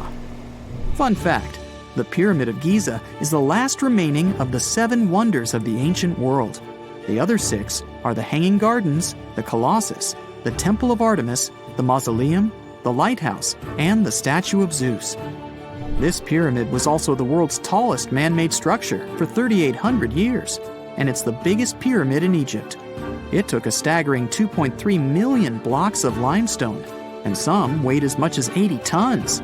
It took an incredible 100,000 laborers and a whopping 23 years to build. Its original height was a mega 480 feet. In 2017, archaeologists discovered something weird about Egypt's Great Pyramid. There's a hidden void that's at least 100 feet long, and no one really knows why it's there or what's actually inside it. The weird void is the first inner structure discovered within the 4,500-year-old pyramid since the 1800s. Scientists used cosmic rays to detect the massive hole, but are still no closer today to finding out what's inside. The ancient Egyptians took a lot of care building the pyramids, and everything was strategically placed and structurally sound, so it's super unlikely that this hole is due to blocks falling over time. Loads of pyramids also contain small model figurines called ushabti. These represented attendants. They believed they would come to life to serve the pharaohs in the afterlife. But it's amazing that all this stuff actually fit inside. There isn't actually a huge amount of space inside the structures. It's mostly just rock. No man shall ever find my tomb. That's what, according to rumors, Cleopatra once said. Rumor has it really wasn't about the gender. She wanted no living soul to disturb her, and I think she meant that no human would ever discover the location of her grave. But, surprisingly, it was indeed a woman who was closer than anyone before to finally discovering the Queen's resting place. Meet Kathleen Martinez Berry, a criminal lawyer turned archaeologist. She got so intrigued with Cleopatra's story that she packed her bags and went to Egypt with no official support and even no permission from the authorities. All she had was pure determination to find the Queen's tomb. Now, you could say Kathleen had always been ahead of the game. She skipped grades in school, mastered piano, chess, swimming, and martial arts, and grew up listening to top intellectuals debating in her home. And she even got her law degree at just 19, and archaeology was her side passion. She had never actually been to Egypt, never dug up a single artifact. But her fascination with Cleopatra went all the way back to an argument with her father in 1990. That day, she walked into his library looking for a copy of Antony and Cleopatra by Shakespeare. Her dad, Fausto Martinez, a professor and legal expert, casually called Cleopatra a seductress. Kathleen wasn't having it. She fired back, arguing that history had been totally unfair to Cleopatra. The Romans, she said, wanted to destroy her reputation, and for centuries, people had just believed their version of the story. The debate went on for hours, and in the end, her father admitted maybe he had judged Cleopatra too harshly. That conversation changed everything for Kathleen.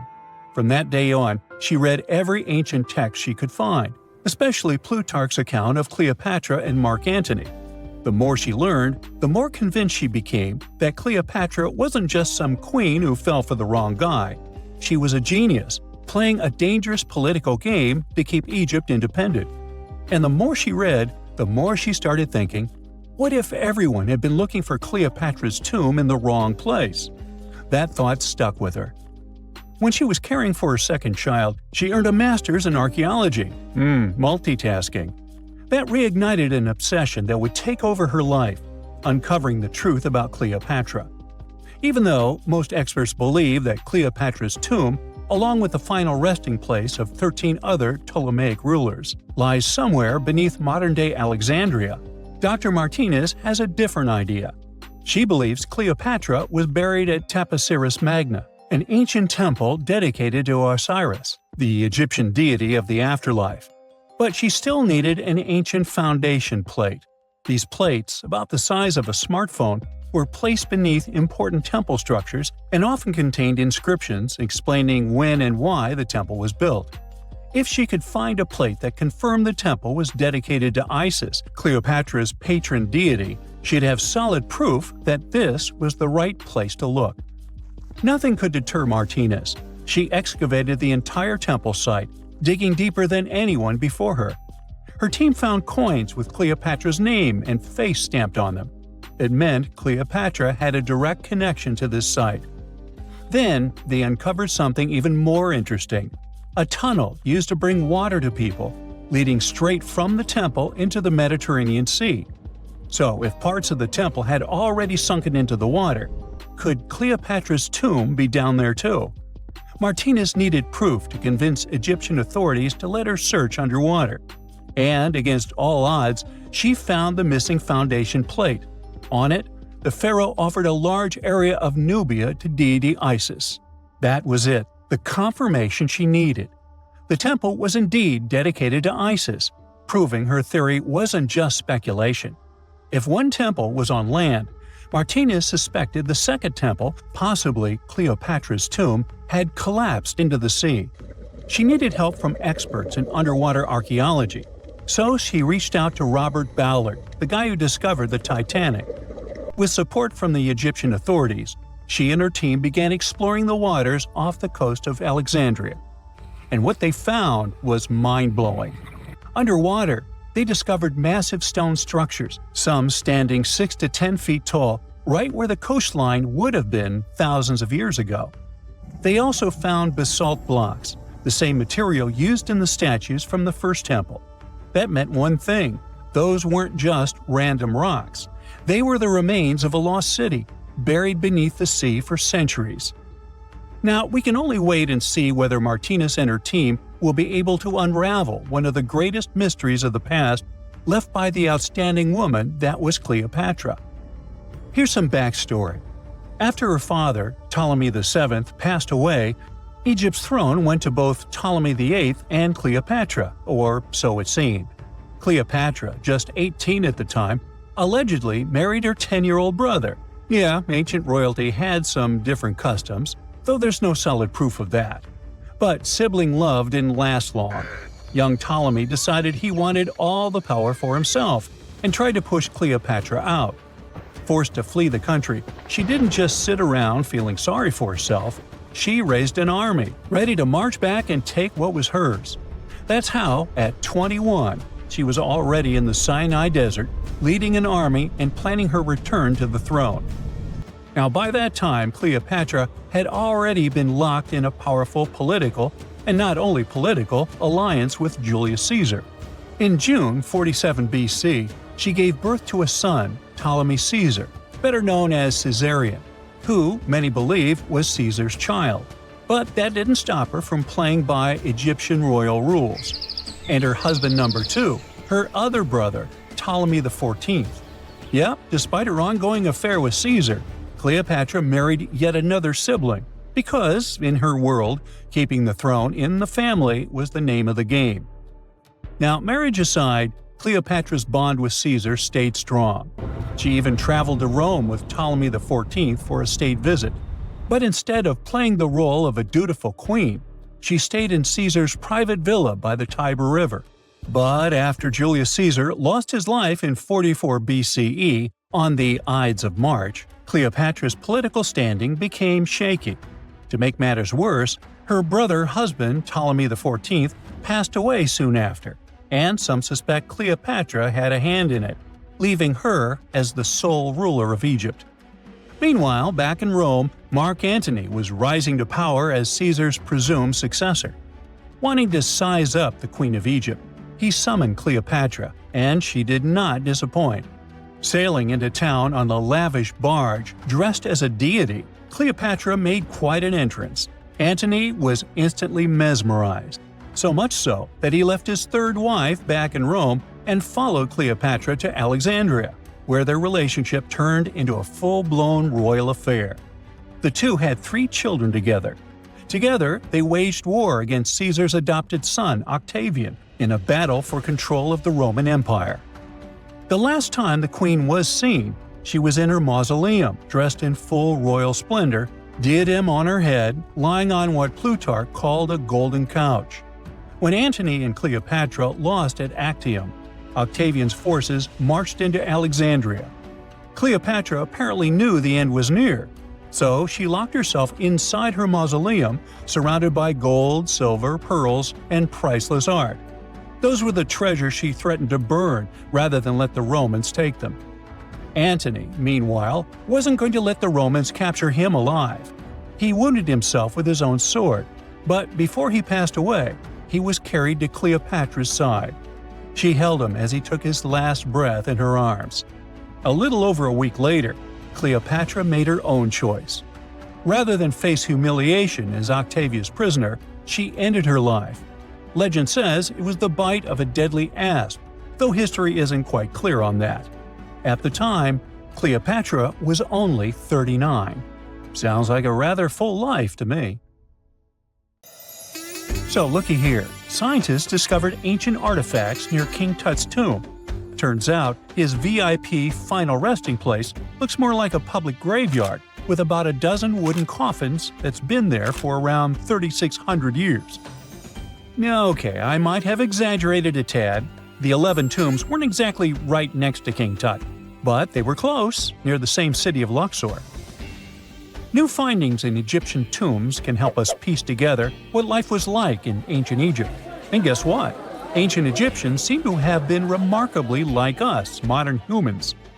Say, the women have always loved jewelry, and archaeologists retrieved a beautifully made necklace with 30 amethyst beads and 2 agate beads, plus a hippo head amulet. Bet it was all the rage back then. Researchers also discovered 2 copper mirrors. One had a handle shaped like a lotus, and the other was decorated with Hathor, the ancient Egyptian deity of the sky, women, fertility, and love. These recent excavations near Tutankhamun's burial site led to another jaw-dropping revelation. For the first time in thousands of years, fragments of Queen Hatshepsut's Valley Temple were uncovered. This fearless woman was thought to be the second female pharaoh, who ruled with both courage and wisdom, leaving a legacy as solid as the stones themselves. Her temple, hidden for ages, opens a window into a time filled with power, intrigue, and spiritual devotion. Archaeologists found over 1,000 beautifully decorated stone blocks on the outskirts of Hatshepsut's funerary temple. There were very few women who managed to take the throne in ancient Egypt. Another tomb was found nearby, and it belonged to the overseer of Queen Teti Sheri's palace, whose name was Jehuti-Mez. Queen Hatshepsut seems to have even more tombs, aces up her sleeve.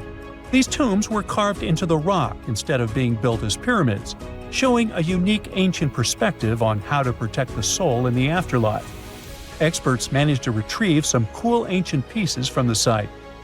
Toys made of clay, mummy masks, winged scarabs, and some amulets. Sadly, there surely used to be way more artifacts, but over the last centuries, there have been people other than archaeologists to stumble upon this site. It's likely that looters got to these tombs before them and may have taken some valuable items. But they did leave behind some cool stuff for the researchers, like pottery used for offerings of bread and meat, along with archers' bows that connect the tomb's owners to the Egyptian military.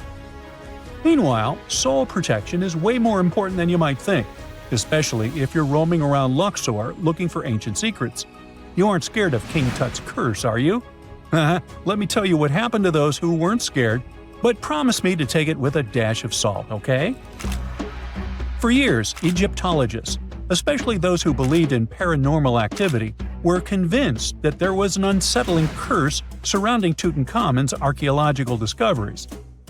This belief stemmed from the mysterious and untimely demise of several excavators who discovered the tomb in 1922 with no logical explanation for why they passed away. It was just easier to chalk it up to something supernatural and avoid the whole mess. But it turns out it wasn't a curse at all. It was likely the radiation that caused those excavators to perish. Now, you might wonder where the radiation came from. After all, while radioactivity was discovered in the 19th century, ancient Egyptians, despite their impressive pyramids, didn't have any radium lying around to make Tut's tomb glow like crazy. So, what could be the real story? It might have been toxic waste behind it all. Toxic levels of radiation from uranium and hazardous waste have been lurking inside the tomb since it was sealed over 3,000 years ago. The burial chamber of Tutankhamun's tomb reportedly has such high radiation levels that anyone who steps inside could easily end up with a fatal dose of radiation sickness or an incurable condition. By the way, you can have a somewhat similar level of radioactivity if you don't get rid of those moldy dinner leftovers you left to perish in your fridge a month ago. But this radioactivity isn't exclusive to Tutankhamun's tomb. Ancient Egyptian artifacts discovery is rewarding yet dangerous due to unusually high radiation levels in Old Kingdom tombs all over Egypt. Geiger counters have detected radiation at 2 sites near the Giza pyramids, and radon, a radioactive gas, has been found in several underground tombs in Saqqara. Interestingly, experts believe that the builders of these ancient tombs were aware of the toxins, as some eerie warnings were carved into the walls of many tombs. One inscription ominously declared, "They that break this tomb shall meet their end by a malady that no doctor can diagnose." Other ominous phrases like "forbidden," "due to evil spirits," only added to the fear that supernatural curses haunted these ancient sites. Ominous signs have stunned archaeologists since forever, but the fear grew even stronger a century ago with the mysterious passing of Lord Carnarvon, who funded King Tut's excavation in 1922 and reportedly explored the treasure-filled rooms, along with several others who entered the tomb. Arthur Weigall, another British Egyptologist who was present at the tomb's opening and is credited with starting the curse myth, passed away young when he was just in his 50s in 1934. Chances are the condition that made him pass was connected to radiation. In total, 6 out of the 26 people who were there when the tomb was opened met their end within a decade from various causes. Not only X-ray exposure, those reasons include asphyxia, stroke, heart failure, pneumonia, and even poisoning. Well, isn't this getting a little grim? There was one guy who opened the tomb and somehow managed to avoid the infamous curse, Howard Carter, or so it seemed. Some folks pointed to his survival as proof that the curse wasn't real.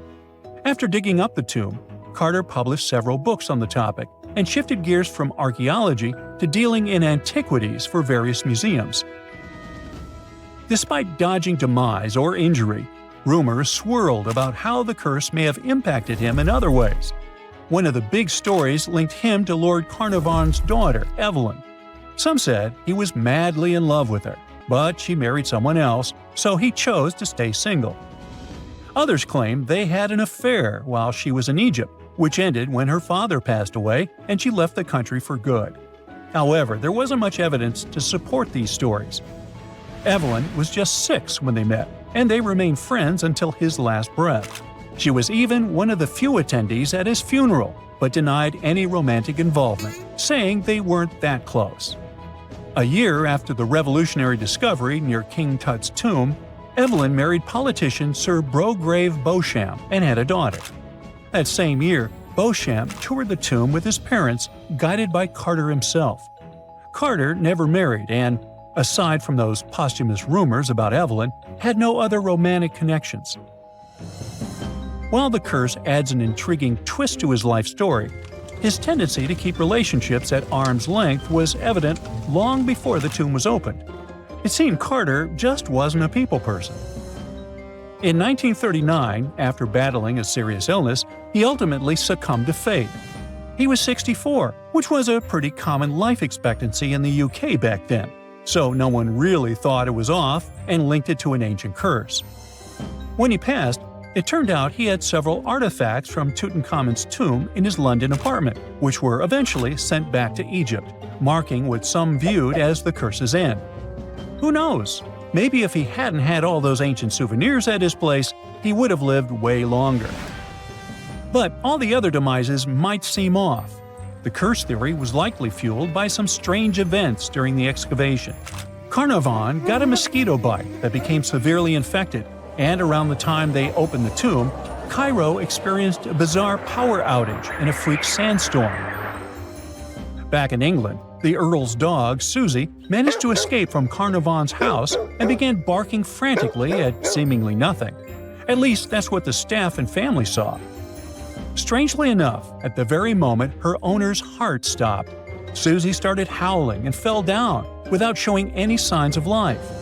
Maybe radiation didn't play a crucial role after all, and those were indeed ancient artifacts from King Tut's tomb that made them all perish. Spooky, huh? And now we're off to almost 5,000 years ago. let me take you to ancient Egypt, where back in 2550 BC, guess what? The construction of the Great Pyramids of Giza started. People learned to build cathedrals and skyscrapers, but it wasn't until recently that these massive buildings appeared.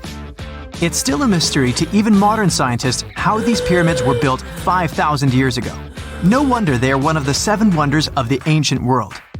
They're also the oldest of them and the only wonder of the ancient world that still exists in the 21st century.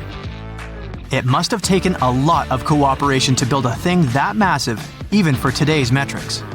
But the Giza pyramids weren't the first pyramids ever. The first one, called the Step Pyramid, was built around 80 years before the first pyramid of Giza in 2630 BC for King Djoser. It wasn't meant to be extraordinary, but ended up being quite impressive. It was a pyramid of 6 stepped layers of stone. It was 204 feet high, which is as tall as a 19-story building. And it was the tallest building that existed at that time. It wasn't just a pyramid though, it was surrounded by a whole complex of buildings, including even courtyards. In ancient Egypt, people believed in the afterlife, so everyone, especially kings, wanted to make sure they had everything they needed to get ready for it. Here's why the pyramid complex was perfectly supplied with a lot of objects people used every day. The complex included a pyramid and a kind of a palace. Those buildings had many things the king loved and might need one day, like furniture, food, and gold vessels. After Djoser, building pyramids became common practice, but many pyramids weren't finished. It would usually take about 20 years to build one, but many rulers reigned way less than that. Overall, there are more than 100 pyramids. The most famous pyramids are the Great Pyramids of Giza. The first one and the biggest one was built for Pharaoh Khufu, around 2550 BC. Initially, it was 481 feet tall, which is as tall as a 40-story building. The second pyramid was built for Khufu's son, Pharaoh Khafre, around 2520 BC. It's just a bit shorter, usually standing at 471 feet high, a 39-story building. This is the pyramid with the famous statue of the Sphinx. Sphinxes have a lion's body and a human head. They were built to guard important areas. This one has the head of Pharaoh Khafre and is guarding his pyramid, facing the sunrise. The Sphinx is most well known and is one of the world's biggest and oldest statues. Originally, it had red color and did have a nose. It's still possible to see the trace of red pigment by its ears. But no one knows exactly when the nose disappeared. For some time, the Sphinx was sort of hidden underground, being covered with sand up to its shoulders. Luckily, in the early 1800s, an adventurer with a team of 160 people dug it out. The third pyramid of Giza is the smallest one, being more than twice shorter. Originally, it was 218 feet high, about the height of a 20-story building. Built in 2490 BC, it was a pyramid for Khafre's son, Menkaure. The pyramids are designed to align with the points of the compass, and their sides symbolize the rays of the sun. But back at the time, there were no compasses. Ancient Egyptians figured out the directions themselves, and with amazing precision. To align the pyramids, they used 2 constellations. Originally, the pyramids were covered in smooth white limestone and had a gold-silver top to reflect the sun. Later, the white limestone was taken from the pyramids by other kings and used for other buildings. Scientists estimated that ancient Egyptians used about 2.3 million stone blocks to build the first pyramid. Each block weighed more than 1 ton. This is the weight of a rhino. Some blocks were even bigger, being almost as heavy as an elephant.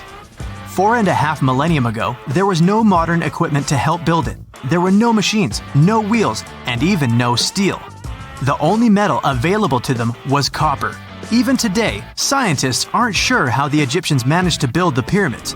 There are no records left that would shed light on it. Some even think that Egyptians wanted to keep it as their secret and didn't even record it on purpose. Many believe that poor people and foreigners built the pyramids, but it's not true. Actually, the builders were very skilled workers, and they were fed and paid well. The archaeologists claim that the builders lived in a nearby temporary city and were a highly organized community with a strong leader. Scientists say that around 20,000 people worked on each pyramid complex, and it took about 20 years to build each. It probably was a national project. The construction site was large in resources, and food and essentials were likely to be contributed from all parts of Egypt. Even with all that support, it remains unclear how people managed to cut, transport, and assemble those huge stones. One of the theories suggests the stones were most likely transported on boats down the Nile River. Then, there was a harder part. They had to be moved to the construction site. For that, they probably used wooden sleds. It wasn't very hard to pull them because the sand mixed with the right amount of water was pretty slick.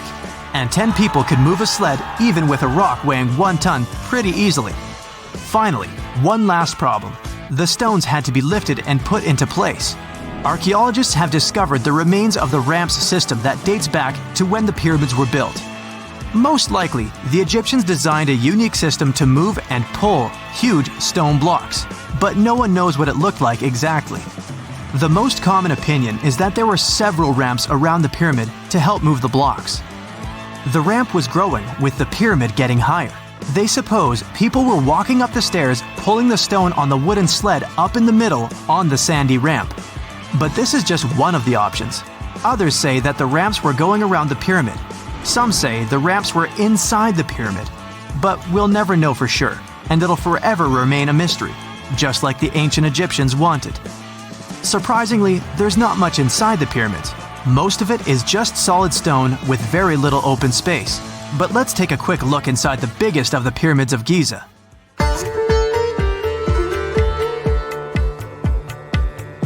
From the entrance, there are 2 stairs, one going down and the other one going up. The descending one takes you to a chamber located underground. That's where the pharaohs are, but not in this pyramid because Khufu wanted to stay higher. The underground room is partly unfinished. The room with Khufu's sarcophagus is called the King's Chamber. It's upstairs and then through the tall and long Grand Gallery. Below the King's Chamber, there's a room called the Queen's Chamber. There are no queens though, and no one is sure why the room is called this. Unfortunately, none of these have any hieroglyphs on the wall. They're just bare.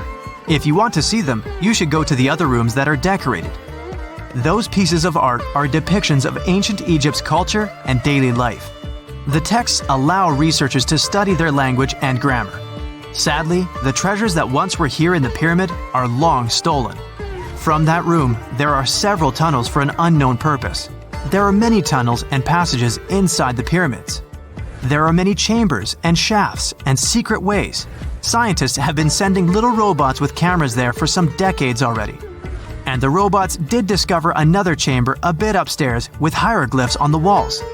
But even today, much of the pyramids is still unknown, and there's no so-called building plan of the pyramids.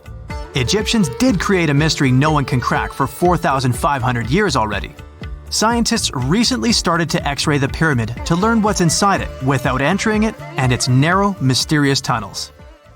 For more than 3,000 years, the gold mask of Pharaoh Tutankhamun stayed hidden in the Valley of the Kings.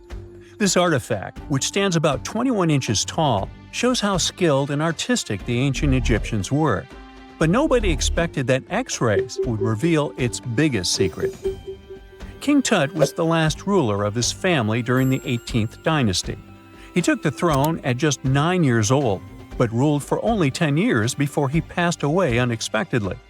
If we're being honest, back in ancient Egypt, he was mostly forgotten by the rulers who came after him.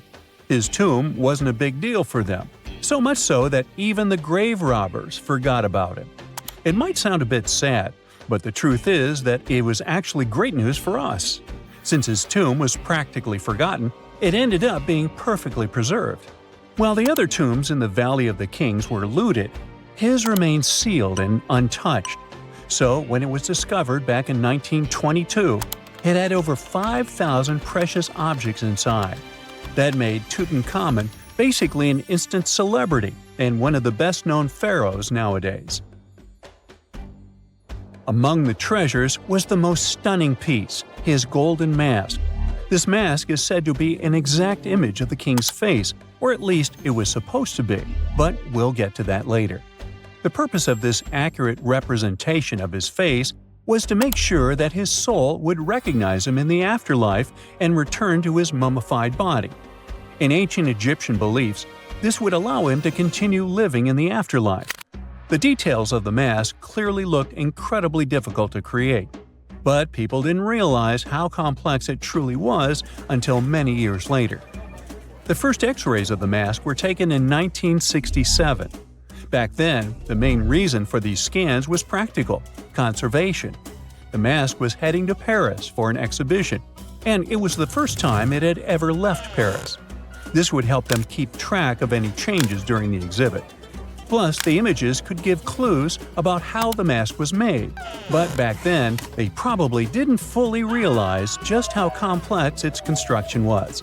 I mean, Egyptian goldsmiths didn't use modern soldering techniques. So, how did they make this mask? New X-rays taken in 2007 gave us some answers. It turned out the Egyptians didn't use pure gold, which is 24 carats. The mask was actually made of 23-karat gold, meaning it was mixed with another material. So specialists discovered that the gold sheets contained a small amount of copper, a reddish-brown metal. This was likely done to make the material more flexible and easier to shape. They would then shape the gold sheets by heating and hammering them over and over again. But there was one more secret inside the mask that wasn't discovered until 2015. The year before, the staff at Cairo's Egyptian Museum were working on the mask display when the long beard of the mask accidentally got knocked off. Another theory is that the beard had become loose over time and just fell off. Either way, the fact that King Tut's beard came off caused a lot of stress. After all, we're talking about one of Cairo's biggest tourist attractions, so the experts had to fix the problem quickly. The restoration process started with a detailed recording of the mask's condition. To do this, they had to take a full three-dimensional scan of the artifact. And, by accident, they found something very interesting in the mask. Inside the royal beard, there is a gold tube, an intriguing structure that the Egyptians likely used to attach the beard to the rest of the mask. And that proved, once again, that the process of making this mask was even more complex than experts thought. But the mysteries don't stop there. Remember how we mentioned that the mask was thought to perfectly represent King Tutankhamun's face? Well, that might not be entirely true. Some popular theories suggest the mask was never meant for him and was actually made for someone else. A study published in 2015 suggested the mask was originally made for a female pharaoh, his supposed stepmother, the famous and beautiful Egyptian queen Nefertiti. The biggest clue comes from an inscription on the mask. At first glance, it seemed to belong to Tutankhamun. But after a close examination, researchers noted that something else was actually written underneath King Tut's name. The royal name stamp seems to have been altered, and originally it had something written on it that translates to Queen Nefertiti. There is another feature of King Tut's golden mask that was overlooked for years, which adds even more mystery. As we mentioned earlier, experts believe he wasn't respected much by the pharaohs who came after him. And one of the clues that made archaeologists think this is the pierced ears on the mask. Some researchers believe that King Tutankhamun wouldn't have worn earrings after he was a kid. So, according to their theory, by the time he passed away at 18, he shouldn't have been represented with pierced ears. This could also support the idea that the mask originally belonged to Nefertiti, or maybe to someone who wasn't even connected to King Tut. But the mask isn't the only source of mystery. In fact, his whole tomb is full of puzzles. Recently, historians found a sign that the place where King Tut was supposed to be buried was changed at the last minute. For years, experts wonder why a pharaoh who ruled for 9 years ended up in such a simple tomb. When compared to the grandeur of other pharaohs' tombs, his tomb seemed, well, a bit plain. The idea that a king like Tutankhamun would have such an unremarkable resting place just doesn't match up with the power and importance he must have had in ancient Egypt. So, what happened? Well, apparently, this might have something to do with his successor, Pharaoh I. After King Tutankhamun passed away, researchers believe that I made sure to erase him from Egypt's history. So, one theory suggests that he was probably behind the quick decision to place King Tut's body in a smaller, less impressive tomb.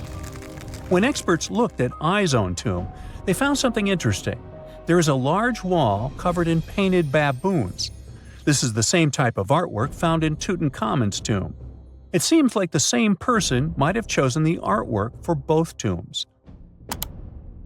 Now, the design and decoration of the two tombs are almost identical, suggesting there was a shared hand behind both. But there is one key difference. I's tomb is fit for a king. It's much bigger and more impressive, even though the style and artwork are similar to what you see in Tutankhamun's tomb. So the theory suggests that I decided what went into both tombs. Since Tut passed away unexpectedly at a young age, his grand tomb wasn't finished in time. Normally, pharaohs start building their tombs while they're still alive to make sure everything is perfect. But Tut passed away when he was just 18, so there wasn't enough time. I may have taken advantage of the situation, ordering a smaller tomb for Tut and keeping a larger one for himself. Experts believe this theory explains why Tutankhamun's tomb is so simple and how I managed to wipe his memory from history so easily. But in the end, the story of King Tut's mask and tomb is full of mystery and intrigue. Each new discovery sheds more light on what really happened all those years ago. But one thing is for sure, the secrets of ancient Egypt still have much to reveal, and King Tutankhamun will continue to fascinate people for years to come.